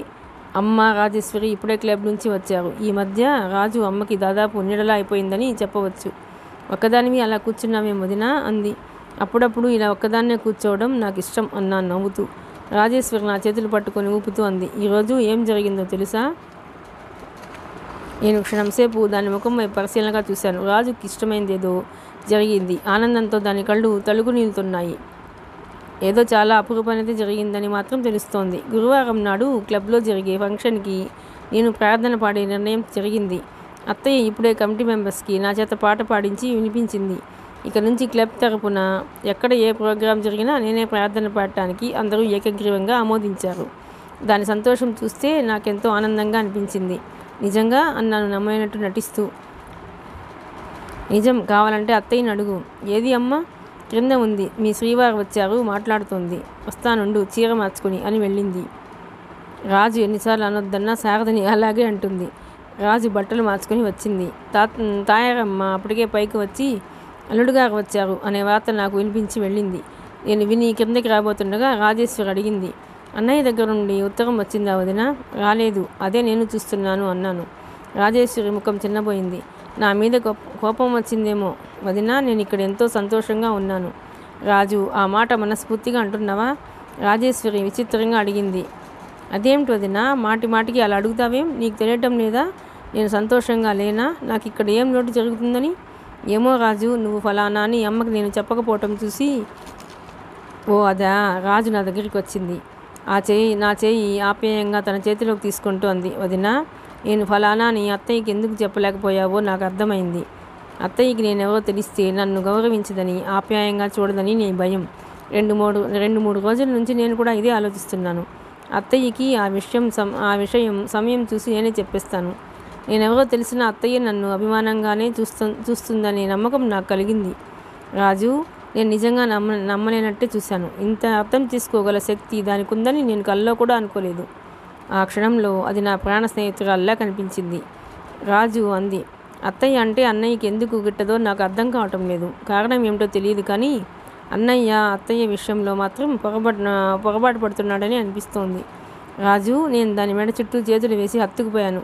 అమాయకంగా నోట్లోని మాటే రానట్టుండే పల్లెటూరు పిల్ల రాజేశ్వరేనా ఈ మాట్లాడేది? ఎండుకొండ తొణగదు అంటారు, ఇదే కాబోలు. నువ్వు మళ్ళీ అన్నయ్యకి ఉత్తరం రాయి వదినా, నేను కూడా వ్రాస్తాను. నేను ఇక్కడ సంతోషంగా హాయిగా ఏ లోటు లేకుండా ఉన్నానని, నా గురించి ఎలాంటి ఆలోచనలు పెట్టుకోవద్దని వ్రాస్తాను అంది. రాజేశ్వరి నేను ఆ క్షణంలో ఒకరిని వడదలలేనట్టు అనుభూతి చెందుతూ చెయ్యి పట్టుకుని కిందకి దిగి వచ్చాం. కింద హాల్లో సారథి, అమ్మ కూర్చుని ఉన్నారు. అమ్మ మా వైపునకు వీపు పెట్టి కూర్చోవటంతో మా ఇద్దరినీ గమనించలేదు. సారథి మొదట చూశాడు. అతని చూపులు రాజేశ్వరి మీద నిలిచిపోవటం నేను గుర్తించకపోలేదు. అతన్ని చూడగానే రాజేశ్వరి నా చెయ్యి మృదువుగా వదిలించుకుంది. నేను వచ్చి సారథి పక్కగా ఉన్న సోఫాలో కూర్చున్నాను. అమ్మ ఏమో కాగితాలు చూస్తుంది. రాజేశ్వరి అమ్మ కూర్చున్న సోఫా వెనక్కి వెళ్ళి మెల్లగా అడిగింది, టీ తీసుకుంటారా ఇప్పుడు? కాగితాలు చూస్తూనే అంది. రాజేశ్వరి లోపలికి వెళ్ళిపోయింది. సారథి వచ్చినప్పుడు సాధారణంగా రాజేశ్వరి మా ఎదుటికి వచ్చి మాతో కలిసి కూర్చోదు. అతను ఇటు కనిపిస్తే అటు తప్పుకొని వెళ్ళిపోతుంది. మెరుపులా ఇటు కనిపించి అటు మాయమయ్యే రాజేశ్వరి కోసం సారథి కళ్ళు ఆసక్తిగా వెతకటంలో నాకేమంత ఆశ్చర్యం అనిపించలేదు. రాజేశ్వరి విషయంలో ఏం జోక్యం చేసుకోవద్దని, ఆ రోజు నీ ఎందు దురుసుగా మాట్లాడానని నాన్నగారికి నా మీద కోపం వచ్చినట్టుంది. అసలు ఆ విషయమే ఎత్తటం మానేశారు. నాతో కూడా ఇదివరకులా ఆప్యాయంగా మాట్లాడటం లేదు. నేను చిన్నతనంలో మూర్ఖత్వంగా హఠంతో చేస్తున్న పనిని బలవంతంగా సహిస్తున్న మనిషిలా ఉన్నారు ఆయన. రాజేశ్వరి అమ్మ కంటే నాన్నగారి దగ్గర ఎక్కువ చనువు అవుతుందని, దాన్ని ఆయన ఎంతో అపురూపంగా చూస్తారని ఆశపడ్డాను. నా ఊహకి చాలా విరుద్ధంగా రాజేశ్వరి నాన్నగారి దగ్గర కంటే అమ్మ దగ్గరే ఎక్కువ చనువు, స్వతంత్రం సంపాదించుకుంది. అమ్మ క్లబ్లో రాజేశ్వరి పాట పాడేది ఆ రోజునే.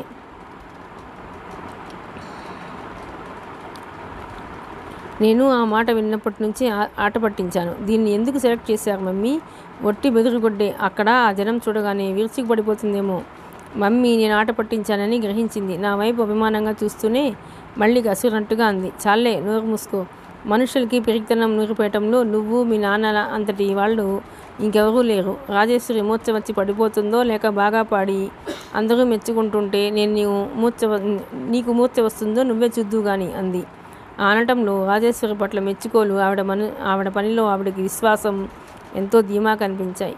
రాజేశ్వరి బట్టల విషయంలో అమ్మ చాలా తెలివిగా జాగ్రత్తగా ప్రవర్తించేది. కానీ చాలా అందంగా, ఫ్యాషన్గా, అత్యంత అధునాతనమైన డిజైన్లతో, చూడగానే చక్కటి రంగుల కలయికతో ఇవి ఎంత బాగున్నాయి అనిపించేలా ఉండాలి. రాజేశ్వరివి ఎప్పుడూ సింపుల్గా ఉండేవి. కానీ నా పక్కన ఆ సింపుల్గా ఉండటమే రాజేశ్వరికి ఒక ప్రత్యేకత ఆపాదిస్తున్నట్టుగా ఉండటం బహుశా అమ్మ గ్రహించలేదనుకుంటా.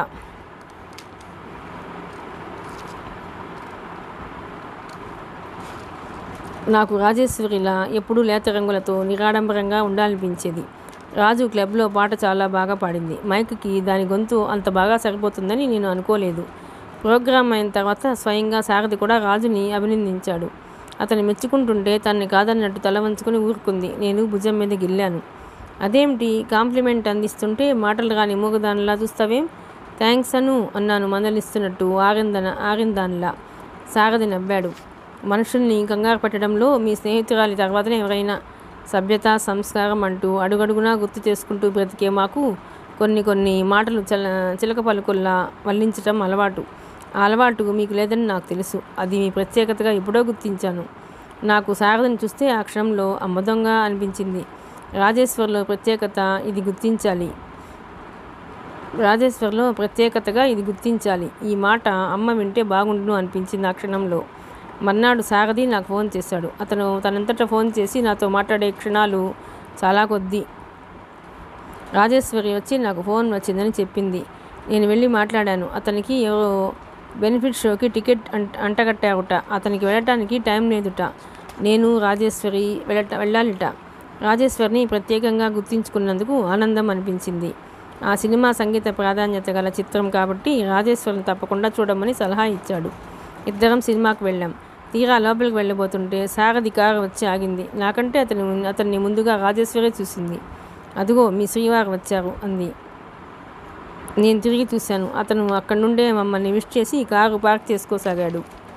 రాజేశ్వరి నా చేయి పట్టుకుంటూ అంది. అతను వచ్చాడుగా, నేనెందుకు, నేను వెళ్ళిపోతాను ఇంటికి అంది. సారథి నేను ఒంటరిగా ఉన్నప్పుడు రాజేశ్వరి మాతో ఉండటానికి ఏమాత్రం ఇష్టపడదు. ముళ్ళ మీద ఉన్నట్టు విలువలాడిపోతుంది. ఎంత నచ్చ చెప్పినా దాని చెవికి ఎక్కదు. సారథి మా దగ్గరికి వచ్చాడు. వస్తానన్న ఫ్రెండ్ రాలేదు, అందుకని ఊరికే ఉండటం ఎందుకని నేను కూడా వచ్చాను అన్నాడు. నేను అడగకుండానే అతను సంజాషి ఇచ్చాడు. అది కూడా సిన్సియర్గా లేదు. గుమ్మడికాయల దొంగ భుజాలు తడుముకున్న దూరంలో ఉంది. ఎలా అర్థమవుతాయో తెలియదు, కానీ కొన్ని విషయాలు మనకి ఎంత బాగా తెలిసిపోతాయో కదా. రాజు ఇంటికి వెళ్తానంటోంది అన్నాను ఫిర్యాదు చేస్తున్నట్టుగా. సరిగ్గా నేను ఊహించిన భావాలే అతని ముఖంలో కదిలాడాయి. అయ్యయ్యో, మీరు వెళ్ళిపోవడం ఏమిటి? మీనా మీకు చెప్పలేదా? ఇది సంగీత ప్రాధాన్యత గల చిత్రం, రండి లోపలికి వెళదాం అన్నాడు థియేటర్లోకి దోవ తీస్తూ. బెనిఫిట్ షో కావటం వల్ల జనం కిక్కిరిసినట్టు ఉన్నారు. ముగ్గురం ఒకే వరుసలో కూర్చున్నాం. సారథి ఆ చిత్రానికి దర్శకత్వం వహించిన ఆయన ప్రాముఖ్యత గురించి మాకు వినిపిస్తున్నాడు. సారథి మాటగారి అని తెలుసు, కానీ నా ముందు అతను ఇలా ఫ్రీగా మాట్లాడడం ఇదే ప్రథమం. పిక్చర్ మొదలైంది. నిజంగానే మ్యూజిక్ చాలా బాగుంది. నా ముందు వరుసలో కూర్చున్న ఆయన చాలా పొడుగ్గా ఉండటంతో నేను తల పక్కకు తిప్పి ఆయన భుజం మీద నుంచి చూడాల్సి వస్తుంది. సారథి ఇది గమనించినట్టున్నాడు. వెంటనే లేచి తన సీట్లో నన్ను కూర్చోమన్నాడు. నేను కూర్చున్నాను. నాకు రాజేశ్వరికి మధ్యలో కూర్చున్న సారథి మధ్యలో ఆ పాటలు ప్లేబ్యాక్ పడిన వాళ్ళ గురించి రాజుకు వివరించసాగాడు. నాకు అర్థమైంది. చాలా బాగా పాడగలిగి ఎంతో నిరాడంబరంగా ఉండే రాజు అమ్మకి ఇలాగానే సారథికి కూడా నచ్చింది. నాకు ఇంకోటి కూడా మరీ అనిపించసాగింది. సారథి నాకు కాబోయే భర్త. ప్రతి వాళ్ళు అసలు స్వరూపాలు దాచుకుని నాగరికత పేరుతో ఈ సభ్యత సంస్కారాలు ప్రదర్శించటంతో మనిషి అసలు స్వభావం కనిపెట్టడం కష్టమైపోతుంది. సారథి వ్యక్తిత్వాన్ని, అతని స్వభావాన్ని నేను ఎందుకు పరీక్ష చేసుకోకూడదు?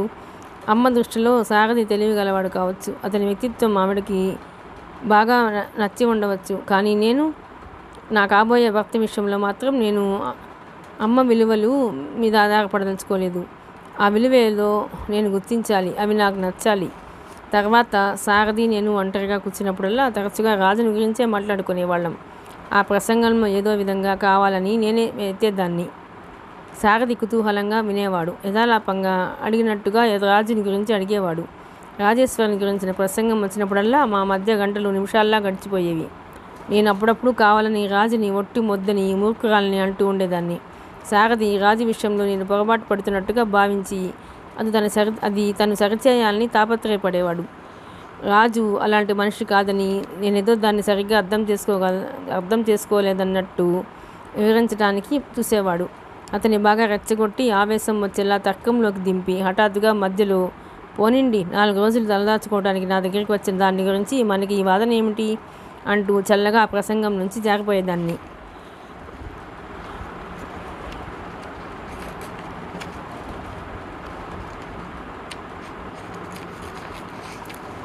సారథి ముఖం ఎర్రబడింది. గంటు పెట్టుకున్న ముఖంతో వెళ్ళిపోయేవాడు. అతని మాటల్లో, అతని చేష్టల్లో అతని అసలైన వ్యక్తిత్వం పట్టుకోవడానికి నేను చేస్తున్న ఈ ప్రయత్నం అతనికి తెలిసినట్టు లేదు. తెలిసినట్టయితే బహుశా తప్పకుండా జాగ్రత్త పడి ఉండేవాడనుకుంటాను.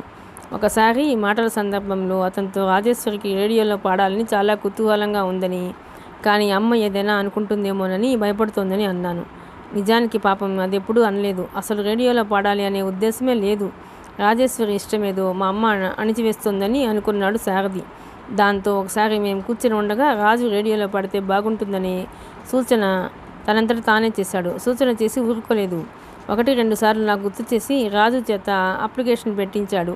10 రోజుల్లో రాజుకి రేడియో స్టేషన్ నుంచి వాయిస్ టెస్ట్కి పిలుపు వచ్చింది.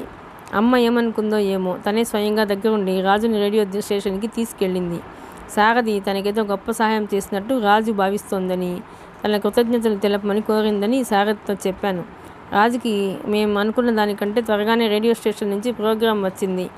అమ్మ, సారథి లాంటి వాళ్ళు తలుచుకున్న పని నిమిషాల మీద అయ్యేలా చూడగలరు అనటానికి ఇది నిదర్శనం. ఆ రోజు రాజు రేడియో స్టేషన్లో మొదటిసారిగా పాట పాడుతుంది. అది ఉదయం లేచినప్పటి నుంచి ఆనందంతో నోరు మూసుకోబోయి మరదలా, పొగడతలంటే నాకు చిరాకు అనే సంగతి నీకింతవరకు తెలియదులా ఉంది అన్నాను నవ్వుతూ. నిజం చెప్పటం పొగడతెలా అవుతుంది వదినా? నువ్వు రాకపోయినట్టయితే ఇదంతా ఎలా అయ్యేది? అమాయకంగా అడిగింది.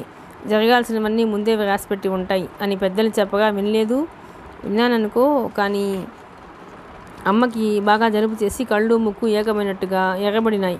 ముఖం భారంగా తయారైంది. అందువల్ల నన్ను పిలిచి రాజుకు తోడుగా రేడియో స్టేషన్కి వెళ్ళమని చెప్పింది. నేను సరేనన్నాను. ఇద్దరం తయారై బయలుదేరుతుండగా సారథి వచ్చాడు. నాకెందుకో ఈ సమయానికి అతను తప్పకుండా వస్తాడని ఉదయం నుంచి అనిపిస్తూనే ఉంది. సరిగ్గా రానే వచ్చాడు. మమ్మల్ని రేడియో స్టేషన్కి తీసుకువెళ్ళమని నేనే అడిగాను. అతను వెంటనే ఒప్పుకున్నాడు. మేము బయలుదేరే ముందు అమ్మ రాజుని దగ్గరికి పిలిచి ప్రోగ్రాం అయిపోగానే సరాసరి ఇంటికి వచ్చేయమని చెప్పింది. రాజేశ్వరి అలాగే నటు తల ఊపింది. తీరా నేను బయటికి వచ్చి కారులో కూర్చోబోతుంటే వెనక నుంచి తాయారమ్మ గారు పరిగెత్తుకు వచ్చింది. అమ్మాయి గారు, మీకు ఫోన్ వచ్చింది అంటూ ఉండగా కారులో ఎక్కబోతున్న నేను ఆగిపోయాను. రాజేశ్వరిని కూర్చోమని సారథితో ఇప్పుడే వస్తాను, 1 నిమిషం అని లోపలికి వచ్చాను. బయట పనుండి ఆగిపోవాల్సి వచ్చినప్పుడు ఇంటికి ఎవరైనా ఫ్రెండ్స్ వస్తే వాళ్ళకి అర్జెంటుగా చెప్పాల్సిన పని ఉంటే నాన్నగారు అప్పుడప్పుడు నాకు ఫోన్ చేయటం అలవాటే. అందులో ఈ సమయంలో నాన్నగారు మినహా ఇంకెవరూ చేయరు. అందుకే గబగబా ఫోన్ దగ్గరికి వచ్చి నేను హలో అన్నాను. హలో అవతల నుంచి వినిపించిన కంఠం నాన్నగారిది కాదు. లాయర్ హనుమంతరావు గారి ఇల్లేనా అని అడుగుతున్నారు ఎవరో. అవును, నేను అంటుండగానే మీనా, నేను అని వినిపించింది. ఒక క్షణం నా గుండె ఆగిపోయినట్టే అనిపించింది. అప్పటికే ఆ స్వరం గుర్తుపట్టేశాను. నువ్వా, ఎప్పుడు వచ్చావు ఊరి నుంచి అన్నాను. నాకంట అదో కంగారు, తత్తరపాటు చుట్టేసినాయి. ఈరోజే ఉదయం. ఎక్కడి నుంచి మాట్లాడుతున్నావు? మధు వాళ్ళ ఇంటి దగ్గర నుంచి. రాజు ఏది? ఉంది, మీ ఇద్దరు ఇక్కడికి రండి. ఇప్పుడా? హతాశురాలంటూ అన్నాను. అతను అది గుర్తించినట్టున్నాడు. అవును, ఏం పనుందా అన్నాడు. అయితే దాన్ని ఒకదాన్ని పంపు, నేను ఇక్కడే ఎదురు చూస్తుంటాను. అలాగే, ఎక్కడో చెప్పు. ఆ ఇల్లు కృష్ణ ఎక్కడో చెప్పాడు. అది మా ఇంటికి అట్టే దూరం లేదు. ఇప్పుడే వస్తామని ఫోన్ పెట్టేశాను. నా గుండెలు వేగంగా కొట్టుకోసాగినాయి. ఇంకా నయం, సరాసరి మా ఇంటికి రాలేదు. ఎంత రసాబసాయి ఉండేది. కానీ ఇప్పుడు అతని దగ్గరికి వెళ్ళటం ఎలా? వెళ్లకుండా మానేస్తే ఎదురు చూస్తూ కూర్చోడు. బయట నుంచి టైం అయిపోతున్నట్టు హెచ్చరికగా సారథి హారన్ బొయ్యమనిపించాడు. అది వినగానే వాకిట్లోకి పరిగెత్తుకు వచ్చాను. నేను వచ్చి ఎక్కగానే కారు బయలుదేరింది. ఎవరు ఫోన్ చేసింది? ఫాదరా అన్నాడు సారథి. నాన్నగారిని అతను కూడా ఫాదరే అంటాడు, పేరు పెట్టి చెప్పడు. అవునన్నట్టు తల ఊపాను. మేము వెళ్ళేది సరిగ్గా ఆ పక్క రోడ్డు నుంచి. నేను అప్పుడు వెళ్ళకపోతే ఈ రోజుకి ఇక అతన్ని కలుసుకోవటం పడదు. మేము వస్తామని అతను ఎదురు చూస్తూ ఉంటాడు. కనీసం నేను ఒక్కదానైనా వెళ్ళి రాజుకి రేడియో ప్రోగ్రాం ఉందని చెప్పేస్తే పోతుంది. కారు సరిగ్గా రోడ్డు దగ్గరికి వచ్చింది. సారథిని ఒక క్షణం కారు ఆపమని కోరాను. సారథితో, ఇక్కడ నా ఫ్రెండ్ ఉంది. ఆ అమ్మాయి ఎందుకు అర్జెంటుగా రమ్మని కబురు చేసింది. నేను కనుక్కుని అక్కడి నుంచి రేడియో స్టేషన్కి వచ్చేస్తాను, మీరు వెళ్ళండి అన్నాను. అయితే నేను కూడా వస్తాను. రాజేశ్వరి దిగబోయింది. నేను దిగనివ్వలేదు. చేయి పట్టి ఆపేసి డోర్ వేసేసాను. నువ్వు వద్దు, ఆ అమ్మాయి నాతో ఇంకెవరు రావటం ఇష్టపడదు. నన్ను ఒక్కదాన్నే రమ్మంది. నేను తర్వాత చెబుతాను అన్నాను. రాజేశ్వరి అయోమయంగా చూడసాగింది. పోనీ ఇంటి వరకు దింపి బయట నుంచి వెళ్ళిపోతాం అన్నాడు సారథి. అతనికి నా మాటలు, ప్రవర్తన అసహజంగా, విపరీతంగా కనిపించినట్టు అతని కనుబొమ్మల మధ్య నుండి తెలుపుతోంది. ఆహాహా, టైం అయిపోతుంది. ఈ ప్రక్కనే నేను నడిచి వెళ్ళిపోగలను. మీరు రాజుని రేడియో స్టేషన్కి తీసుకెళ్ళండి అన్నాను. సారథి ఏమనుకున్నాడో ఏమో నాతో తర్కించలేదు. కానీ నేను అర్ధాంతరంగా మధ్యదోవలో ఇలా చేయటం అతనికి ఏమాత్రం నచ్చలేదని నాకు తెలుస్తూనే ఉంది. కానీ నేను లక్ష్య పెట్టలేదు. రాజేశ్వరి మతిపోయిన మనిషిలా కూర్చుంది. దాని కళ్ళల్లో నా మీద మొట్టమొదటిసారిగా ఆగ్రహం లాంటిది చూశాను నేను. ఎవరు ఏమైనా అనుకోని నేను కృష్ణని చూడాలి. అక్కడికి ఒంటరిగా వెళ్ళాలి. అక్కడే నిలబడి నేను కారు శాంతం నాకు కనుమరుగయ్యే వరకు చూశాను. ఆ తర్వాత మెయిన్ రోడ్డు మీద నుంచి పక్కకి తిరిగాను. ఆ సందులో ప్రవేశించగానే నాకు కృష్ణ చెప్పిన గ్రే కలర్ బిల్డింగ్ సులభంగా కనిపించింది. వేగంగా కొట్టుకుంటున్న గుండెలతో ఆ ఇంటి వైపు నడిచాను. నేను బిల్డింగ్ గేట్ తెరుచుకుని సంశయంగా చూస్తూ మెల్లగా లోపలికి అడుగు పెట్టేసరికి కృష్ణ అప్పటికే గబగబా వరండా మెట్లు దిగి నాకు అభిముఖంగా నడిచి వస్తున్నాడు. ఇదేమిటి, ఇలా నడిచి వచ్చావేం? ఎండగా లేదు అన్నాడు ఆతృతగా. నడిచిరాక ఏం చేయమంటావు? నువ్వేమైనా పల్లకి పంపావా ఎక్కి రావటానికి? నవ్వుతూ దబాయిస్తున్నట్టుగా అన్నాను. ఇలా అమ్మకి నాన్నగారికి తెలియకుండా దొంగతనంగా అతన్ని కలుసుకోవటంలో నాకేదో అనిర్వచనీయమైన ఆనందం మనసు నిండా పొంగులు వాగుతోంది. కృష్ణ క్షణం సేపు రెప్పవాల్చకుండా నా వైపు చూశాడు. అతని కళ్ళల్లో తాగట్లాడే చిలిపి ఊహ ఏదో అతను బయటికి రానివ్వకుండా నోరు మూసి లోపలికి పంపినట్టుంది. నేను అన్నదానికి సరైన జవాబుగా ఏదో అనాలని ఆశించి మళ్ళీ నిగ్రహించుకోవటం నేను గమనించాను. లోపలికి రా అన్నాడు. అతన్ని అనుసరించి లోపలికి వెళ్ళాను. డబ్బు కల వాళ్ళ ఇల్లులా ఖరీదైన సామాన్తో ఉంది. కానీ ఇంట్లో ఎక్కడా ఎవరు ఉన్నట్టు అలికిడి లేదు. అంతా నిశ్శబ్దంగా ఉంది. మధు వాళ్ళు లేరు, బెంగళూరు వెళ్ళారు అన్నాడు కృష్ణ. నేను అక్కడున్న సింగిల్ సోఫాలో కూర్చున్నాను. రాజు ఏది అన్నాడు. రాలేదు. నేను ఇక్కడికి వస్తున్నట్టు దానికి చెప్పలేదు. సంజాయిషి ఇస్తున్నట్టుగా చూశాను. కృష్ణ నా ఎదురుగా ఉన్న సోఫాలో కూర్చోబోతున్న వాడల్లా ఆగి అడిగాడు, మంచినీళ్ళు కావాలా? వద్దు, థ్యాంక్స్. కృష్ణ లోపలికి వెళ్ళాడు. నేను ఇల్లంతా కలిగి చూస్తున్నాను. కృష్ణ రాజుని తీసుకెళ్ళటానికి వచ్చాడేమో. అతన్ని కాదనటం ఎలా? వాదన నా వైపు నుంచి మొదలు పెడితే విజయం నాకు లభిస్తుంది. గబగబా ఆలోచించసాగాను. కృష్ణ తిరిగి వచ్చాడు. అతని చేతిలో చిన్న ప్లేట్లో బిస్కెట్లున్నాయి. నా ముందున్న టేబుల్ మీద పెట్టి తీసుకో అన్నాడు. పరాయి ఇంట్లో ఈ అతిథి మర్యాద ఏమిటి అన్నాను మొదలింపుగా. కృష్ణ నాకు ఎదురుగా ఉన్న సోఫాలో కూర్చున్నాడు. చెప్పదలుచుకున్న విషయం అట్టే జాప్యం చేయటం అమ్మకులా అతనికి అలవాట్లేదులా ఉంది. వెంటనే అనేశాడు, నేను రాజుని తీసుకువెళ్ళటానికి వచ్చాను. నువ్వు సరాసరి స్టేషన్కి పంపిస్తే రాత్రి బండికే వెళ్ళిపోతాం. నేను వెంటనే ఏం సమాధానం చెప్పలేదు. కృష్ణ లాంటి వాళ్లతో ఉన్న చిక్కు ఇదే. వీళ్ళు సలహాలు అడగరు, సంప్రదింపులు జరపరు. చేయదలుచుకున్నది సూటిగా జరిగిపోవాలి, అంతే. ఇప్పుడేమిటి అర్జెంటు అన్నాను. ఇంకో సంబంధం చూశాను. చూడటానికి గురువారం నాడు వస్తారు. టీపాయ్ మీద ఉన్న పుస్తకం తీసి దానిలో చూడసాగాడు. రెప్పపాటుగా కళ్ళెత్తి అతని వైపు చూశాను. అతని ముఖం దుర్భేద్యమైన కోటగోడలా ఉంది. నా మాటలు లాలనలు విసురులు కానీ అతని ముందు ఈ క్షణంలో పనిచేయమనిపించింది. నేను విసురుదామనుకున్న అస్త్రం పనిచేయలేదని, లాభం లేదని తెలిసింది. నేను కూడా పుస్తకం ఒకటి తీసుకుని చూస్తూ కూర్చున్నాను. ముఖం సీరియస్గా పెట్టుకున్న అతని దగ్గర నాకు మౌనం ఒకటే శరణ్యమైంది. ఇద్దరం 5 నిమిషాల సేపు ఆ పాత పుస్తకాల్లో మా జీవితానికి సంబంధించిన అతి ముఖ్యమైన విషయాలు ఉన్నట్టు చూస్తూ కూర్చుండిపోయాం. నేను ఇంటి ఆవరణలో అడుగుపెట్టి అతన్ని చూడగానే నా మనసులో ఉవ్వెత్తున లేచిన అభిమానపు పొంగు చల్లారిపోయింది. ఇంకా ఏమిటి విశేషాలు అన్నాడు అతను పుస్తకం చూడటం విసిగెత్తిపోయినట్టు పక్కన పడేస్తూ. ఏమున్నాయి? ఏమీ లేవు పొడిగా పలికింది నా కంఠం. బాగున్నారా అంతా? అంతా అంటే రెట్టించాను. నా ముఖం మీద నిలిచిన అతని చూపులు పాతాల దగ్గర రాజీ పడుతున్న నా చీర మీదకి వాలిపోయినాయి. మళ్ళీ మా సంభాషణ ఆగిపోయింది. కృష్ణ దీర్ఘాలోచనలోకి జారిపోయిన వాడిలా కూర్చున్నాడు. రాజుని పంపటానికి నాకేమాత్రం ఇష్టం లేదు. కానీ సాయంత్రం ట్రైన్కి వెళతామన్న కృష్ణ ఆజ్ఞ జవదాటడానికి వీలు లేకుండా ఉంది. ఇక నేను వెళ్ళనా? లేవబోతూ అడిగాను. అతను మా మధ్య పని అయిపోయినట్టు వెంటనే అంగీకరించాడు. నాకెందుకో తీవ్రమైన ఆశాభంగం ఉంది. అతన్ని చూస్తుంటే చాచి చెంప పగలగొట్టాలంత కోపం వచ్చింది. అతనిలో ఆ గంభీరత్వం తప్ప ఇంకే భావం అయినా చూడాలనిపిస్తోంది. కృష్ణ కళ్ళెత్తి నా వైపు చూడలేదు. చూసినా నా మనసులో భావం లక్ష్య పెట్టాలన్న ఆసక్తి ఉండదేమో. నేను అయిష్టంగా లేచాను. ఒక్క నిమిషం కూర్చో, లోపల చెప్పి వచ్చాను. కాఫీ తెస్తున్నాడు, తాగి వెళదువు గాని.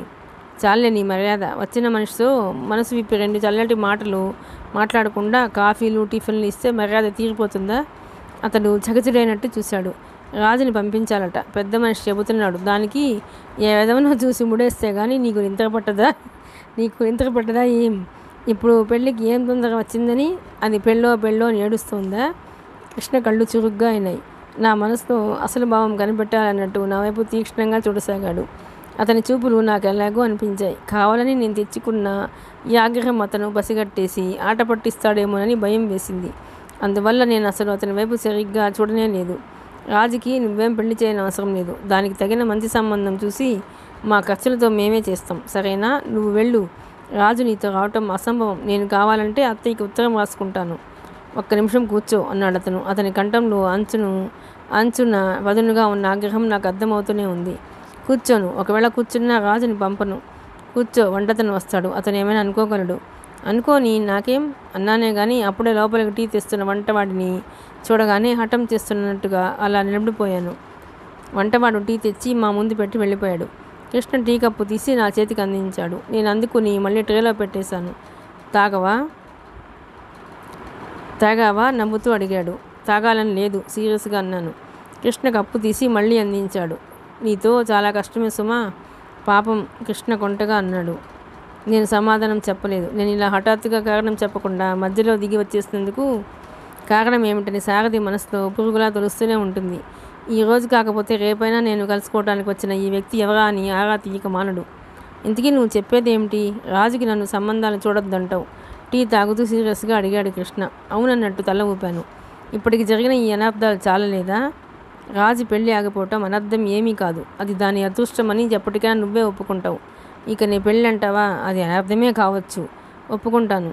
గబగబా టీ తాగేసి కప్పు టేబుల్ మీద పెట్టి నేను టైం చూసుకుంటూ లేచాను. ఇక నేను వెళతాను, పనుంది. రాజుని సాయంత్రం ఒక్కసారి తీసుకురా మీనా, దాంతో మాట్లాడతాను అద్దెంపుగా అడిగాడు. నేను తీసుకురాను. దాన్ని నువ్వు హడలు కొడతావు. అది అసలే బెదురుకొట్టు. ఇక నేను పట్టుకున్నా ఆగదు. నీతో బయలుదేరి వచ్చేస్తుంది. ఇంత దూరం వచ్చి కనీసం దాన్ని చూడకుండా వెళ్ళిపోమంటావా? ఇది నీకు న్యాయమేనా? నేను చప్పున అతని వైపు చూశాను. అతని అతి వినయ దూరంలో నాకు అసలు నమ్మకం లేదు. నువ్వు దాన్నేమి అనను అంటే తీసుకువస్తాను షరతు పెట్టాను. సరే, తీసుకురా. ఇక్కడికి రావటం మాకు వీలు పడదు. నువ్వే ఎక్కడికైనా రా. ఎక్కడికి రమ్మంటావో చెప్పు. నేను క్షణంసేపు ఆలోచించాను. మామి ఇల్లు గుర్తుకొచ్చింది. అక్కడికి రమ్మనమని చెప్పాను. కృష్ణ జేబులో నుంచి చిన్న డైరీ తీసి అందులో అడ్రస్ నోట్ చేసుకున్నాడు. ఇది అన్యాయం. నా చెల్లెని నేను చూడటానికి ఇన్ని షరతులా, ఇన్ని అడ్డదారులా? కృష్ణ ఉద్దేశం నాకు అర్థమైంది. రాజుని తీసుకెళ్ళి అంత ధైర్యంగా ఇంట్లో పెట్టుకున్న నేను అతన్ని మాట వరసకి కూడా మా ఇంటికి రమ్మనటం లేదు. మర్నాడు ఫలానా టైంకి ఆ ఇంటికి రమ్మనమని అతనికి చెప్పి నేను లేచి బయలుదేరాను. ఎలా వెళతావు అన్నాడు తను కూడా లేస్తూ. 2 కాళ్లతో నడిచి. రోడ్డు వరకు నేను కూడా రానా? నీకెందుకు శ్రమ? కృష్ణ నా వెంట రోడ్డు వరకు వచ్చాడు. సమయానికి ఒక ట్యాక్సీ కూడా దొరకలేదు. ఆటో ఒకటి వచ్చింది. నేను అందులో ఎక్కబోతూ కృష్ణ వైపు తిరిగి అన్నాను. ఈరోజు నిన్ను చూశాననే సంతృప్తి నాకేమీ అనిపించటం లేదు. ఎందుకని? ఆశ్చర్యంగా చూశాడు.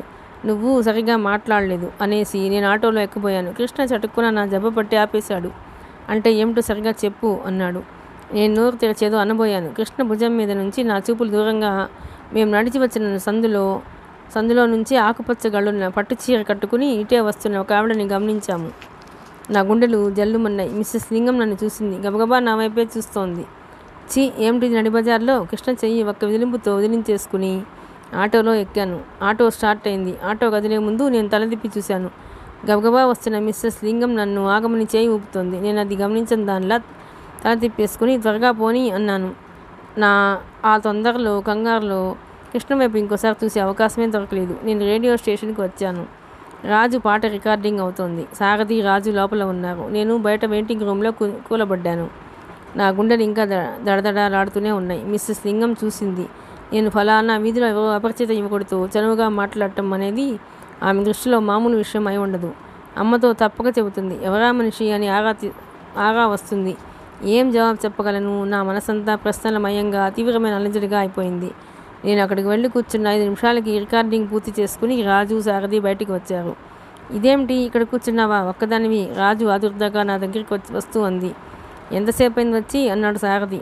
చాలాసేపు అయింది. మీరు అలా లోపలికి వెళ్ళారు, నేను వచ్చాను అన్నాను. ముగ్గురం బయటికి వచ్చాం. సారథి నా కోరిక మీద మా ఇద్దరిని హోటల్కి తీసుకెళ్ళాడు.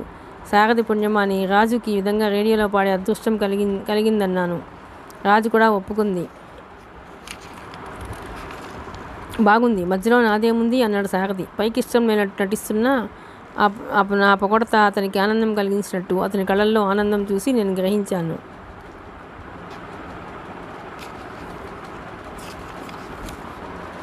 నేను హోటల్ నుంచి ఏ పార్కుకైనా వెళదామని కోరాను. ఎందుకో కానీ నాకు ఇప్పుడప్పుడే ఇంటికి వెళ్ళాలని అనిపించలేదు.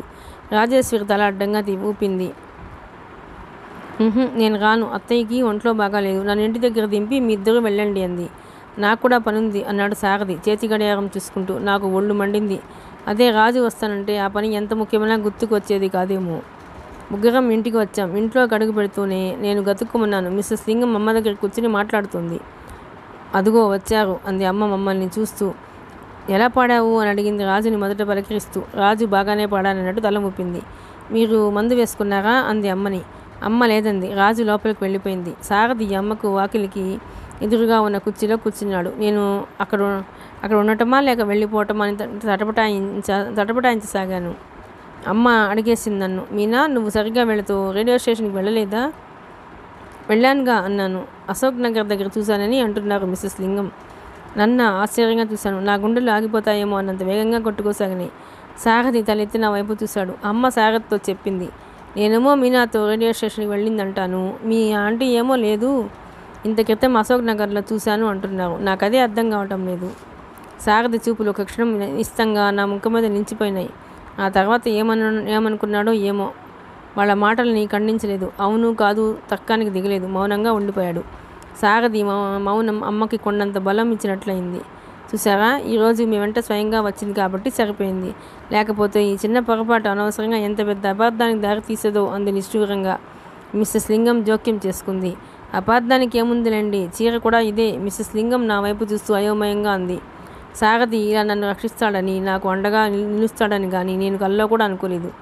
మనసులో మొట్టమొదటిసారిగా అతనికి 1000 కృతజ్ఞతలు అర్పించుకున్నాను. కానీ సారథి నన్ను రక్షించాడనే ఆనందం అట్టేసేపు నిలవలేదు. సారథి వెళ్ళబోయే ముందు నా గదిలోకి వచ్చాడు. ఎంతో ముఖ్యమైన పని ఉంటే తప్ప అతను అలా చెప్పకుండా సరాసరి నా గదిలోకి వచ్చాడు. బట్టలు మార్చుకుందామని అల్మేరాల నుంచి చీర తీసుకుపోతున్న నేను ఆగిపోయాను. గంటు పెట్టుకున్నట్టు దురుసుగా అసంతృప్తిగా నున్న అతని ముఖం చూడగానే నాకు అతను అడగబోయేదేమిటో తెలిసిపోయింది. అయినా తెలియనట్టే అతను ఎందుకు వచ్చాడా అన్నట్టు చూడసాగాను. మీనా, నిజం చెప్పు, నువ్వు దారి మధ్యలో దిగిపోయి వెళ్ళింది ఎవరిని కలవటానికి? నేను సమాధానం చెప్పలేని దానిలా చూడసాగాను. మనం వెళ్లే ముందు నీకు ఫోన్ వచ్చింది. ఫాదర్ దగ్గర నుంచి కాదు, అవునా? నేను చూపులు నేల మీదకి మరల్చుకున్నాను. ఆ క్షణంలో 1000 మంది సారథులైన నా నోటి నుంచి నిజం చెప్పించలేరు. సారథి క్షణం సేపు నేను జవాబు చెప్పుతున్నానంటూ ఎదురు చూశాడు. సమాధానం చెప్పవా? నిష్ఠూరంగా అడిగాడు. నేను తల ఎత్తలేదు. నేలకి చూపులు అంటుకుపోయిన దానిలా అలాగే కిందకి చూస్తూ నిలబడ్డాను. సారథి బుసలు కొడుతున్నట్టుగా పెదవి పెద్దగా ఊపిరి పీల్చి వదిలాడు. మీనా, ఇదివరకు ఎప్పుడైనా నీకు చెప్పానో లేదో, ఇప్పుడు చెబుతున్నాను, బాగా గుర్తుంచుకో. నేను నిజాన్ని సహించగలను. నేను మోసాన్ని కించెత్తు కూడా భరించలేను. ఒకసారి నా మనసు విరిగిందంటే ఆ మనుషులకి చాలా దూరంగా ఉంటాను. నువ్వేం మాట్లాడకపోతే ఆంటీ అశోక్ నగర్లో నీతో చూసిన వ్యక్తి నిజమేనని నమ్మాల్సి వస్తుంది. దానికి కూడా నేను జవాబు చెప్పలేదు. నన్ను కాదన్నట్టు ఊరుకుండిపోయాను. సరే, మధ్యలో అనవసరంగా మా ఆంటీని ఎందుకు ఫోన్లు చేస్తావు? ఆ పెద్ద మనిషి నువ్వు అట్టే కాలం దాచలేవు. నువ్వు చెప్పలేనంత మాత్రాన తెలుసుకోలేని వాజమ్మని కాదు నేను. గబగబా కోపంగా అనేసి సారథి గిరుక్కున వెనక్కి తిరిగి చెప్పి పోయాడు. నేను కొద్దిసేపు అక్కడే అచేతనంగా నిలబడిపోయాను. నాకు ఇప్పుడప్పుడే బట్టలు మార్చుకోవాలని అనిపించలేదు. చేతిలో చీర మంచం మీద గిరాటు వేసి వచ్చి కిటికీ దగ్గర నిలబడ్డాను. నేను నిజాన్ని సహించగలను, కానీ మోసాన్ని భరించలేను. సారథి అన్న మాటలు చెవుల్లో గింగురమన్నాయి. సారథి ఇదంతా చెప్పేస్తే అతను నాకు ఇందులో సాయం చేస్తాడా? అతని అండ నాకు లభిస్తుందా?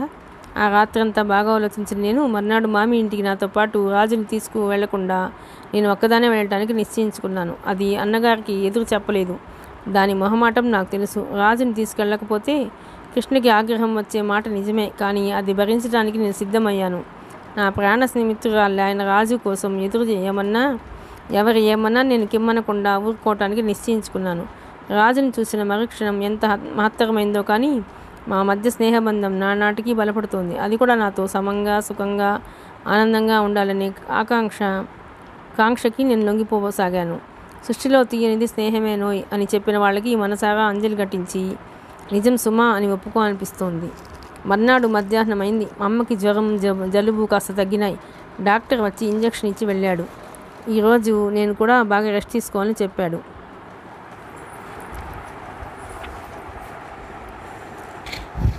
ఈరోజు రేపు కూడా బాగా రెస్ట్ తీసుకోవాలని చెప్పాడు. అక్షరాల ఆయన సలహాని అమలుపరిచే అమ్మ నిద్రపోతోంది. ఆవిడ గది తలుపులు చేరవేసి ఉన్నాయి. రాజు భోజనాల గదిలో కూర్చుని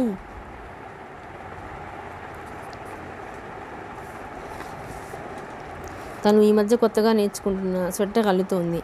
పని అంతా అయిపోవటం వల్ల తాయారమ్మ వంటింటి గుమ్మ మీద తల ఆంచి పడుకొని కొనుక్కు తీస్తోంది. నాన్నగారు ఎలాగో ఇంట్లో లేరు. అందువల్ల నేను మెల్లగా ఇంట్లోంచి జారుకోవటం ఎవరూ గమనించలేదు. నేను మామి ఇంటికి వచ్చేసరికి అప్పటికి కృష్ణ వచ్చేశాడు. వరండాలో కుర్చీలో కూర్చుని పేపర్ చూస్తున్నాడు. గేట్ తెరవగానే అతన్ని చూసిన నేను గబగబా పరిగెత్తినట్టుగా వెళ్ళి వరండా మెట్లెక్కుతూ, ఆలస్యం చేశానా? ఎంతసేపు అయింది నువ్వు వచ్చి అన్నాను. ఇప్పుడే. రాజు ఏది అన్నాడు. రాలేదు ఎందుకని? అతని ముఖంలో ఆగ్రహం పైకి రావడం నేను గమనిస్తూనే ఉన్నాను. దానికి రేడియో స్టేషన్లో రికార్డింగ్ ఉంది, అక్కడికి వెళుతోంది అన్నాను. కృష్ణ కొత్త విషయం వింటున్నట్టుగా చూశాడు. ఇంతలో లోపలికి నా మాట వినిపించింది కాబోలు మామి గబగబా బయటికి వచ్చింది. చాలా రోజులకి వచ్చినందుకు ఆవిడని మర్చిపోయానని నిష్ఠూరం చేసింది. కుశల ప్రశ్నలు వేసింది. కృష్ణ ఇంత క్రితమే వచ్చాడని, మీనా లేదా అని అడిగితే అసలు వస్తుందనే నాకు తెలియదన్నాను. వస్తుంది బహుశా అని అతను ఎదురు చూస్తుంటే లోపలికి వచ్చి కూర్చోమని ఆహ్వానించానని చెప్పింది. ఆవిడ మాట్లాడుతూనే మధ్య కుతూహలంగా కృష్ణ వైపు చూడసాగింది. మామి నన్ను చెయ్యి పట్టుకుని లోపలికి లాక్కెళ్ళింది. అప్పటికే అక్కడ స్టవ్ మీద కాఫీ నీళ్లు మరుగుతున్నాయి. పక్కన స్టీలు గిన్నెలో దోసల పిండి తడిపి ఉంది. మామి నా చెయ్యి పట్టుకుంటూ రహస్యంగా అడిగింది, ఎవరు మీరు? మీనాకి మీరేమవుతారు అని అతను అడిగితే ఫ్రెండ్ అని జవాబిచ్చాడు. ఎలాంటి ఫ్రెండ్ అతను? ఆవిడ కుతూహలానికి నాకు నవ్వు వచ్చింది. అప్పుడు మీ ఇంటి అడ్రస్ ఇచ్చి ఉత్తరాలు రాశానే అతను అన్నాను. మామి అర్థమైంది అన్నట్టు తల పంకించింది. నేను బయటకు వచ్చాను. ఆలోచనగా బయటకు చూస్తున్న కృష్ణ నా వైపు తిరిగాడు. అన్నయ్య ఊరి నుంచి వస్తే ఒక్క నిమిషం మాట్లాడే తీరుబడి కూడా లేకుండా అయిపోయిందన్నమాట దాన్ని రాజుకి అన్నాడు. అతని కంఠంలో చిరుకోపం, నిష్ఠూరం ప్రతిధ్వనించాయి. ప్లీజ్ దాన్ని ఏమీ అనకు. దానికి అసలు నువ్వు వచ్చినట్టే తెలియదు. నేను చెప్పలేదు అన్నాను. కృష్ణ అదా సంగతి అన్నట్టు చూశాడు. ఈ రాత్రికి వెళ్ళిపోతున్నావా అని అడిగాను. మళ్ళీ రేపు రాజుని ఎక్కడ తీసుకురమ్మంటాడో అనే భయంతో. వెళ్ళిపోవాలి ఈ పూట. నా ప్రయాణం ఆపుకునేందుకు సాధ్యం కాదు. నువ్వు రాజుని రేపు కానీ ఎల్లుండి కానీ ట్రైన్ ఎక్కించి నాకు టెలిగ్రామ్ ఇవ్వు. బెజవాడ వచ్చి నేను తీసుకువెళ్తాను. నేను పంపనని నేనే చెప్పాను. ఆ మాట మీద ఇక తర్కం వద్దు అన్నాను. నా మొండితనం అంతా కంఠంలో కంపింపజేస్తూ. కృష్ణ విసురుగా చూశాడు. అతనిలో ఉద్వేగంగా లేచిన కోపం బలవంతంగా దిగమింగినట్టు ముఖమే చెబుతుంది. నేను మీ ఇంటికి రాననే కదూ నీ ధైర్యం అన్నాడు. ఇదే నేను ఎన్నోసార్లు అడగాలనుకున్నాను. అవును నిజమే, అదే నా ధైర్యం. నువ్వు మా ఇంటికి ఎందుకు రావు? నేను ఇప్పుడు ఇక్కడికి గతాన్ని తవ్వుకోవడానికి రాలేదు. ఎప్పటికైనా తెలుసుకోవాల్సిన అవసరం నాకుందిగా. అసలు విషయం ఏమిటో తెలిస్తే నేను పెట్టుకున్న కొన్ని ఆలోచనలు విరమించుకుంటానేమో. మీ అమ్మకి నాకు ఈ వైరం ఎందుకు ఏర్పడిందో మామయ్య నీకు ఎప్పుడు చెప్పలేదు. మా అమ్మతోనే నీకు వైరం? విచిత్రంగా చూశాను. అవును, కొంతమందికి ప్రాణ స్నేహం కలిసినట్టే కొంతమందికి బద్ధ వైరం ఏర్పడుతుంది. నిజం చెప్పాలంటే మీ అమ్మకి నాకు మధ్య పచ్చగడ్డి వేస్తే బగ్గుమంటుంది. ఈ విషయం నువ్వు ఎప్పుడూ జ్ఞాపకం పెట్టుకోవడం మంచిది. నా మనసు చేదు పదార్థం తిన్నట్టుగా వెగటుగా అయింది. కృష్ణ ధోరణి చూస్తూ నాలో ఉన్న భ్రమలేవో ఛేదించాలన్నట్టుగా ఉంది. కృష్ణ ఇంత నిర్మమాటంగా మీ అమ్మ నేను ప్రత్యర్థులం అన్నట్లు మాట్లాడటం నాకెలాగో అనిపించసాగింది. కృష్ణ సీరియస్గా అన్నాడు, మీనా, నువ్వు నిమ్మలూరు రావడంతో మన కుటుంబాల మధ్య పూర్తిగా తెగిపోయిందనుకున్న బాంధవ్యం మళ్ళీ ముడిపెట్టినట్టయింది. నీ రాక వల్ల ముఖ్యంగా అమ్మకి ఎంత సంతృప్తి, ఆనందం కలిగాయో చెప్పలేను. ఆ కృతజ్ఞతతోనే నువ్వు చేస్తున్న ఈ హఠం అంతా భరిస్తున్నానన్న సంగతి మర్చిపోవద్దు. నువ్వు మా ఇంటికి వచ్చావు కాబట్టి రాజుని మీ ఇంటికి తీసుకెళ్ళి 4 రోజులు ఉంచుకోవాలన్న నీ తహతహ నాకు అర్థమైంది. సరే, తీసుకెళ్ళావుగా, సరి అయిపోయింది. రాజు విషయంలో నీతో తర్కం పెట్టుకోవాల్సిన అవసరం నాకేం లేదు. నువ్వు నిజంగా పంపనంటే నేను సరాసరి మీ ఇంటికి వచ్చి దాన్ని తీసుకెళ్ళగలను. నిన్ను కానీ మామయ్యను కానీ బాధ పెట్టడం నా అభిమతం కాదు. ఇది నువ్వు నా బలహీనతగా మాత్రం తీసుకోవద్దని నా మనవి. ఆ ముఖంలో కనిపిస్తున్న తీవ్రతకి, అతని మాటల వెనుక ప్రతిధ్వనిస్తున్న నిర్మమాటమైన హెచ్చరికలకి నేను క్షణంసేపు నిజంగానే తికమకపడ్డాను. కృష్ణ నవ్వు తెచ్చిపెట్టుకుంటూ అన్నాడు, నువ్వు దయించి సాధ్యమైనంత త్వరలో రాజుని పంపివేస్తే నేను కృతజ్ఞుడిని. నీ మేలు ఎప్పుడూ మర్చిపోను. ఆ తర్వాత మేము ఎక్కువసేపు కూర్చోలేదు. కృష్ణ వెళ్ళిపోయాడు. వెళ్లే ముందు రాజుని వెంటనే పంపేయమని ఇంకొకసారి గట్టిగా హెచ్చరించాడు. మామి టిఫిన్ చేసి నన్ను లోపలికి పిలిచింది. కృష్ణ అప్పటికే వెళ్ళిపోయాడని నేను చెప్పగానే తెల్లబోయింది. టిఫిన్ తినకుండా అతన్ని పంపించినందుకు నన్ను మందలించింది. తను అవి తయారు చేయటం ఆలస్యం అయిపోయిందేమోనని నొచ్చుకుంది. మామి బలవంతం మీద నేను తప్పనిసరిగా టిఫిన్ తిని కాఫీ త్రాగి బయలుదేరాను. మామి ఇంటి నుంచి వస్తుంటే నాకు ఎలాగో అనిపించసాగింది. నేను చేస్తున్న ఈ పని ఇటు నాన్నగారికి అటు కృష్ణకి ఇద్దరికి ఏమాత్రం ఇష్టంగా లేదని స్పష్టంగా తెలిసిపోతోంది. ఎన్నడూ లేనిది ఈరోజు కృష్ణ మాటల్లో నిండిన ఒక రకమైన తిరస్కారం నా గుండెలు పిండుతున్నట్టు అనిపించసాగింది. రాజు శ్రేయస్సుని మనస్ఫూర్తిగా కోరుతున్న నాకు వీళ్ళ అభిప్రాయ భేదాలని లక్ష్య పెట్టాల్సిన అవసరం లేదని, నిర్లక్ష్యంగా ఊరుకోమని నా మనసు పదే సలహా ఇస్తోంది. ఆ సలహా పాటించడం మినహా వేరే గత్యంతరం లోచలేదు నాకు. నీళ్ళలో దిగే ముందు లోతు గురించి ఆలోచన ఉండాలి. తీరా దిగిన తర్వాత ఇంత భయం దేనికి? నేను ఇంట్లో అడుగు పెట్టేసరికి సారథి ముందు హాల్లో కూర్చుని కనిపించాడు. ఇదివరకు అతను మా ఇంటికి రావడానికి ఒకవేళ అంటూ ఉండేది. అతనికి ఎంత స్వతంత్రం ఉన్నా ముందు ఫోన్ చేసి తను వస్తున్నానని తెలియజేస్తే కానీ వచ్చేవాడు కాదు. ఈ మధ్య ఆ సభ్యతకి తిలాంజలి వదిలినట్టున్నాడు. ఎప్పుడంటే అప్పుడు అతనికి రావాలని అనిపించిన క్షణంలో తన ఇంటికి వచ్చేస్తున్నట్టుగా వస్తున్నాడు. అమ్మకి, నాన్నగారికి ఇది సహజంగానే కనిపించి ఉండవచ్చు. కానీ నాకు మాత్రం సారథి రాకకి వేరే కారణం కనిపించసాగింది. అతను మా ఇంటికి వచ్చి చాలాసేపు అయినట్టుగా అతను ఎదురుగా ఉన్న టీపాయ్ మీద యాస్ట్రేలో పడి ఉన్న సిగరెట్ పీకలే సాక్ష్యం చెబుతున్నాయి. బయట నుంచి లోపలికి అడుగుపెట్టి అక్కడ అతన్ని చూడగానే ఒక క్షణం ఆగిపోయిన నన్ను నకసిక పర్యంతం యగాదిగా చూశాడు. ఆ చూపలికి నాకు కంపరం పుట్టింది. ఒళ్ళంతా ముళ్ళు గుచ్చుకున్నట్టుగా అయింది. నేను అతన్ని పలకరించలేదు. అసలు అతన్ని చూడనట్టే ముఖం తిప్పుకొని లోపలికి వెళ్ళిపోయాను. లోపల గదిలో అడుగుపెట్టిన నా దగ్గరికి రాజు అదుర్దాగా వచ్చింది. వదినా, ఎక్కడికి వెళ్ళావు? ఆయన వచ్చి చాలాసేపు అయింది. నేను గయ్యమన్నట్టు లేచాను. ఎక్కడికి వెళితే నీకెందుకు? అన్నీ నీకు విన్నవించుకోవాలా? రాజు, హద్దు మీరు ప్రవర్తించావంటే బాగుండదు. వెళ్ళవతలికి అన్నాను. చిచి, అడగవలసిన అమ్మ నాన్న ఏమీ అనకపోయినా మధ్యలో మీ అందరికీ సంజాయిషి చెప్పలేక చచ్చిపోతున్నాను అంటూ విసుక్కున్నాను. నేను ఎవరిని ఉద్దేశించి కావాలని బిగ్గరగా ఈ మాటలు అన్నాను ఆ వ్యక్తి వినే ఉండాలి. బిత్తరపోయిన రాజు నోట మాట రాని దానిలా నిశ్చేష్టురాయినట్టు చూడసాగింది. చూస్తుండగానే దాని కళ్ళల్లో గిరున నీళ్లు తిరిగాయి. చిన్నపోయిన దాని ముఖం చూడగానే నా మనసు రెపరెపలాడింది. వెంటనే సైగ చేసి రహస్యంగా ఇదని చెప్పాలనుకున్నాను. కానీ ఇంతలో సారథి దూసుకు వచ్చినట్టుగా గదిలోకి రావడంతో ఆగిపోయాను. అనవసరంగా ఆ అమ్మాయి మీద విరుచుకు పడతాం ఎందుకు? ఎక్కడికి వెళ్ళావని అడిగితే ఈ తప్పేమిటి? నేను అడుగుతున్నా ఇప్పుడు. వేళ కానీ ఈ వేళప్పుడు నువ్వెక్కడికి వెళ్ళావు? ఇది అడిగే హక్కు, అధికారం మా అమ్మాయికి లేకపోతే నాకున్నాయిగా. నాకు వెంటనే నోట్లోంచి ఇలాంటి మాట రాలేదు. సారథి ఇలా రంగంలోకి దిగి నన్ను నిలదీస్తాడని అనుకోలేదు. మా మాటలకి దూరంగా ఉన్న గదిలో పడుకున్న అమ్మకి మెలకు వచ్చినట్టుంది.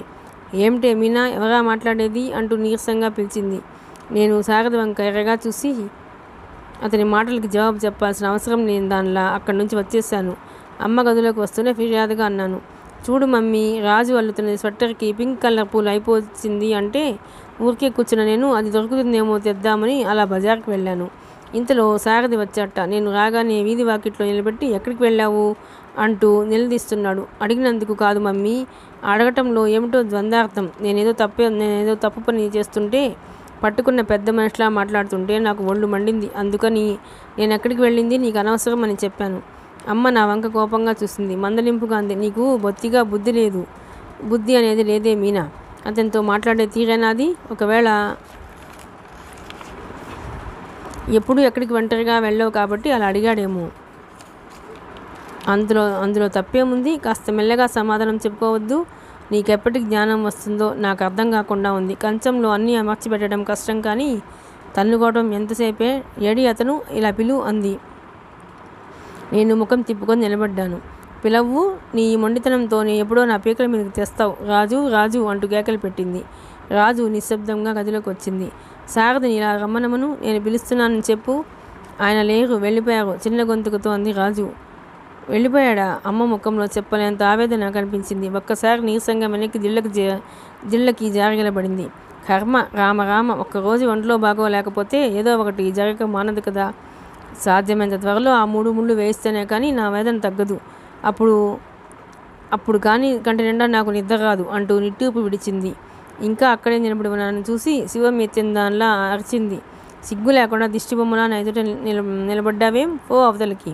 చేసావుగా ఘనకార్యం. నేను చచ్చిన తర్వాత కానీ నా ఈ తాపత్రయం ఏమిటో, నీకు ఎవరి కోసమో నీకు తెలిసి రాదు. నీకు జ్ఞానం రావటం ఈ జన్మకి నేను చూడను. నేను మెల్లగా యువతలకు వచ్చేసాను. కొద్దిసేపైన తర్వాత నా గదిలోకి వచ్చాను. అక్కడ రాజు నా టేబుల్ మీద అవి ఇవి సర్దుతోంది. నా సర్దటం కేవలం నెపం అని చీర కొంగుతో అది కళ్ళు తుడుచుకోవటంతోనే నాకు అర్థమైంది. రాజు దగ్గరగా వచ్చి భుజాల చుట్టూ చేయి వేశాను. అది నా చేయి వదిలించుకొని దూరంగా వెళ్ళింది. అక్కడ అంత క్రితం నేను విడిచిపడేసిన చీర మడత పెట్టసాగింది. నేను దగ్గరికి వెళ్ళి ఆ చీర లాక్కున్నాను. కోపం వచ్చిందా నా మీద అన్నాను. రాజు నా వైపు శాంతం తిరగకుండానే హఠాత్తుగా అనేసింది. వదినా, నేను వెళ్ళిపోతాను. వచ్చి చాలా రోజులైంది. నేను రాజుని బలవంతంగా చేయి పట్టి మంచం మీద కూర్చోపెట్టాను. జరిగిందంతా క్లుప్తంగా చెప్పాను. రాజు సంభ్రమంగా చూసింది. అన్నయ్య వచ్చాడా? అదేమిటి, నాకు చెప్పనే లేదే. చెబితే జరిగేదేమిటో నీకు తెలుసుగా. అయితే ఈరోజు నువ్వు రహస్యంగా ఇలా పారిపోయింది అన్నయ్యని కలుసుకోవటానికా? అవునన్నట్టు తల ఊపాను. రాజేశ్వరి నా వైపు చూస్తూ కుతూహలంగా నవ్వింది. బాగుంది, నువ్వు ఇంకెవరినో కలుసుకోవడానికి వెళుతున్నావని సారథి అగ్గి మీద గుగ్గిలమవుతున్నాడు. రాజు హఠాత్తుగా నా 2 చేతులు పట్టుకుంది. వదినా, ఇంత క్రితం నువ్వు లేనప్పుడు ఏం జరిగిందో తెలుసా?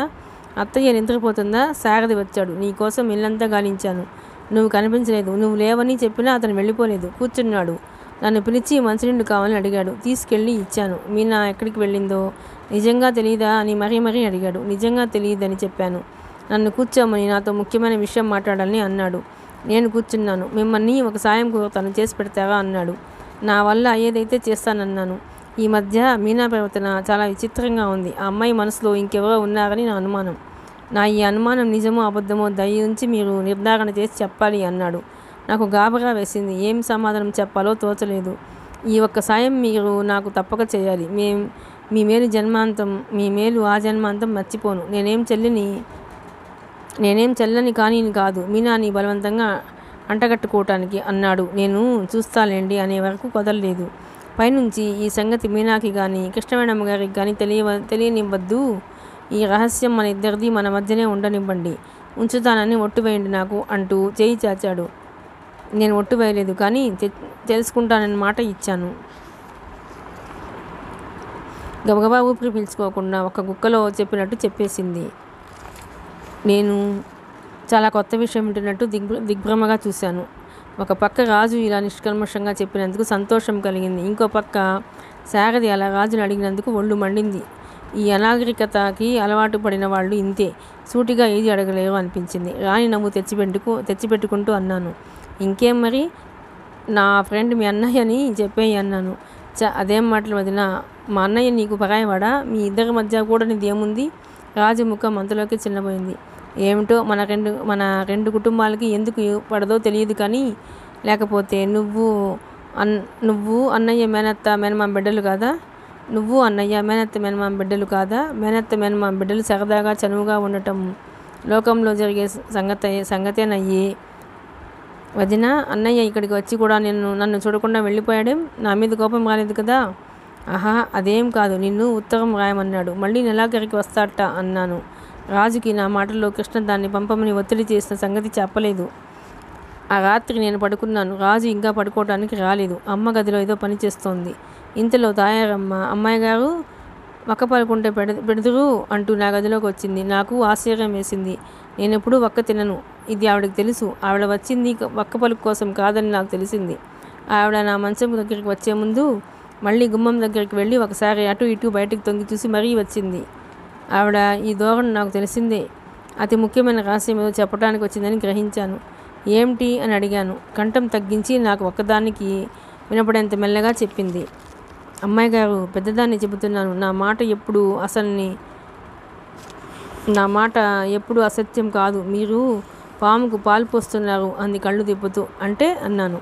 మీరు నా మాట విని తక్షణం రాజేశ్వరిని ఇంట్లో నుంచి పంపేయండి అంది. ఏమైందని ఇంకా మెల్లగా అడుగుతున్నారు. కొంపలు అంటుకుపోతుంటే అసలు విషయం ఏమిటో చెప్పండి. విసుక్కోకండి మరి, పెద్దముండని. మీ ఉప్పు పులుసు తిన్న విశ్వాసం ఉంది కాబట్టి ఇలా చెబుతున్నా. మధ్యాహ్నం మీరు అలా బజార్కి వెళ్ళారా? అల్లుడు గారు వచ్చారు. కునుకు తీద్దామని గడప మీద తలపెట్టుకుని పడుకున్నానే కానీ కంటికి నిద్ర పట్టలేదు. అల్లుడు గారు మీరు లేరంటే వెళ్ళిపోవచ్చునా? వెళ్ళిపోలేదు. పోనీ మీకోసం చూస్తున్నారేమో అనుకుంటే ఏ పుస్తకమో పుచ్చుకొని కూర్చోవచ్చా? అది లేదు. ఆవిడ గారిని మంచినీళ్ళు కావాలని అడిగారు. మంచినీళ్ళు తీసుకెళ్ళిన మహాతల్లి ఎంతకీ రాదే. నేను నిద్రపోతున్నానని అనుకుంది కాబోలు. ఏం చేస్తుందో చెప్పమా అని మెల్లగా లేచి వెళ్ళి చూశాను.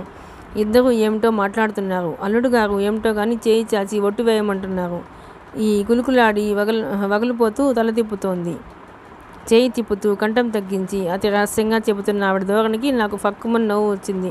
కానీ ఎలాగో నిగ్రహించుకున్నాను. ఆవిడ ఏ ఉద్దేశంతో ఈ సమాచారం నాకు చేరవేసిందో ఆ అర్థం నా మనసు మెరుపులా పసిగట్టేసింది. రాజేశ్వరి ఈ మధ్య మరీ ఆవిడ కంట్లో నలుసులా అయింది. ఇన్నాళ్ళు స్వామి భక్తి పారాయణతతో అమ్మ మనసు గెలుచుకుని ఆవిడ దగ్గర తను మినహా ఇంకెవరూ అలాంటి స్థానం సంపాదించుకోలేరని అతిశయంగా ఉంటూ వచ్చిన ఆవిడకి రాజేశ్వరి రాక గొడవలు పెట్టయింది. రాజేశ్వరి నిజంగా దిక్కు మొక్కు లేని పిల్లని ఈ ఇంట్లో శాశ్వతంగా ఉండిపోతుందని ఆవిడ భయం. వయసు ఉడికిపోతున్న ఈ దినాల్లో చాకిరీ అంతగా చేయలేని అతనిని రాజేశ్వరి ఆసరాగా చూసుకుని అమ్మ ఎక్కడ వెళ్ళగొడుతుందని ఆవిడకి మనసులో శంక ఏర్పడింది. దాంతో తన ప్రత్యర్థిగా భావిస్తున్న రాజు మీద ఆవిడ చిటపటలాడసాగింది. పరధ్యాసగా ఆవిడ నన్ను చేయి మీద తడుతూ, అమ్మాయి గారు మీరు అమాయకులు, మీ క్షేమం కోరి చెబుతున్నాను. అన్యదా భావించకండి సుమా అంది. అబ్బెబ్బే అదేం కాదు. రాజేశ్వరి ఇంత నమ్మక ద్రోహం తలపెట్టిందంటే నాకు మతిపోయినట్టుగా ఉంది. అయినా నా కాబోయే భర్త కదా, సారథికి కూడా ఇదేం బుద్ధి చెప్పండి. అమ్మమ్మ అంత మాట అనకండి. అల్లుడు గారినంటే నేను ఊరుకోను. ఎంతైనా మగవాళ్ళు, వాళ్ళకి కాస్తో కూస్తో చపలత్వం ఉంటుంది. మరి మన సొమ్ముని జాగ్రత్త చేసుకునే నైపుణ్యం మనకి ఉండాలి. సారథి తరపున వక్కాలతా పుచ్చుకున్నట్టు మాట్లాడింది. నేను ఆవిడ చేతులు పట్టుకుని ప్రాధేయపడుతున్నట్టుగా అన్నాను. తాయారమ్మ గారు, మీరంటే నాకు ఎక్కడ లేని గౌరవం ఉంది. అమ్మ మాట మీద కూడా లేని గురి మీ మాట మీద ఉంది. ఇక నుంచి మీదే భాగం. సారథిని రాజుని ఒక కంట కనిపెట్టి చూస్తూ ఉండండి. అమ్మకి ఇప్పుడప్పుడే ఏం చెప్పొద్దు. మీకు తెలుసుగా మమ్మీకి మనం రాజు మీద ఏం చెప్పినా చెవికెక్కదు. సమయం చూసుకుని పట్టుపడేలా చేసి ఆ దుర్బుద్ధి కళ్ళతో చూడమని చూపిద్దాం. అప్పుడు అమ్మ రాజుని ఇంట్లోంచి బయటకు గంటకు తప్పదు అన్నాను. తాయారమ్మ ముఖం చింపిరి చాటలా అయింది. అలాగే మీరన్నది నిజమే సుమా. ఎన్ని చెప్పినా లాభం ఉండదు. కళ్ళతో చూసేలా చేయాలి. మీరు కూడా ఆ పిల్లని ఒక కంట కనిపెట్టి ఉండండి అంటూ హెచ్చరించింది. చూడకుండా ఉంటానా? ఎంత మోసం, ఎంత నాటకం! పళ్ళు పటపట నూరుతూ ఆగ్రహం చూపించాను. తిన్న ఇంటి వాసాలు లెక్క పెట్టడం అంటారు ఇదే కాబోలు అన్నాను. సరిగ్గా అంతేనండి అంటూ వెళ్ళిపోయింది.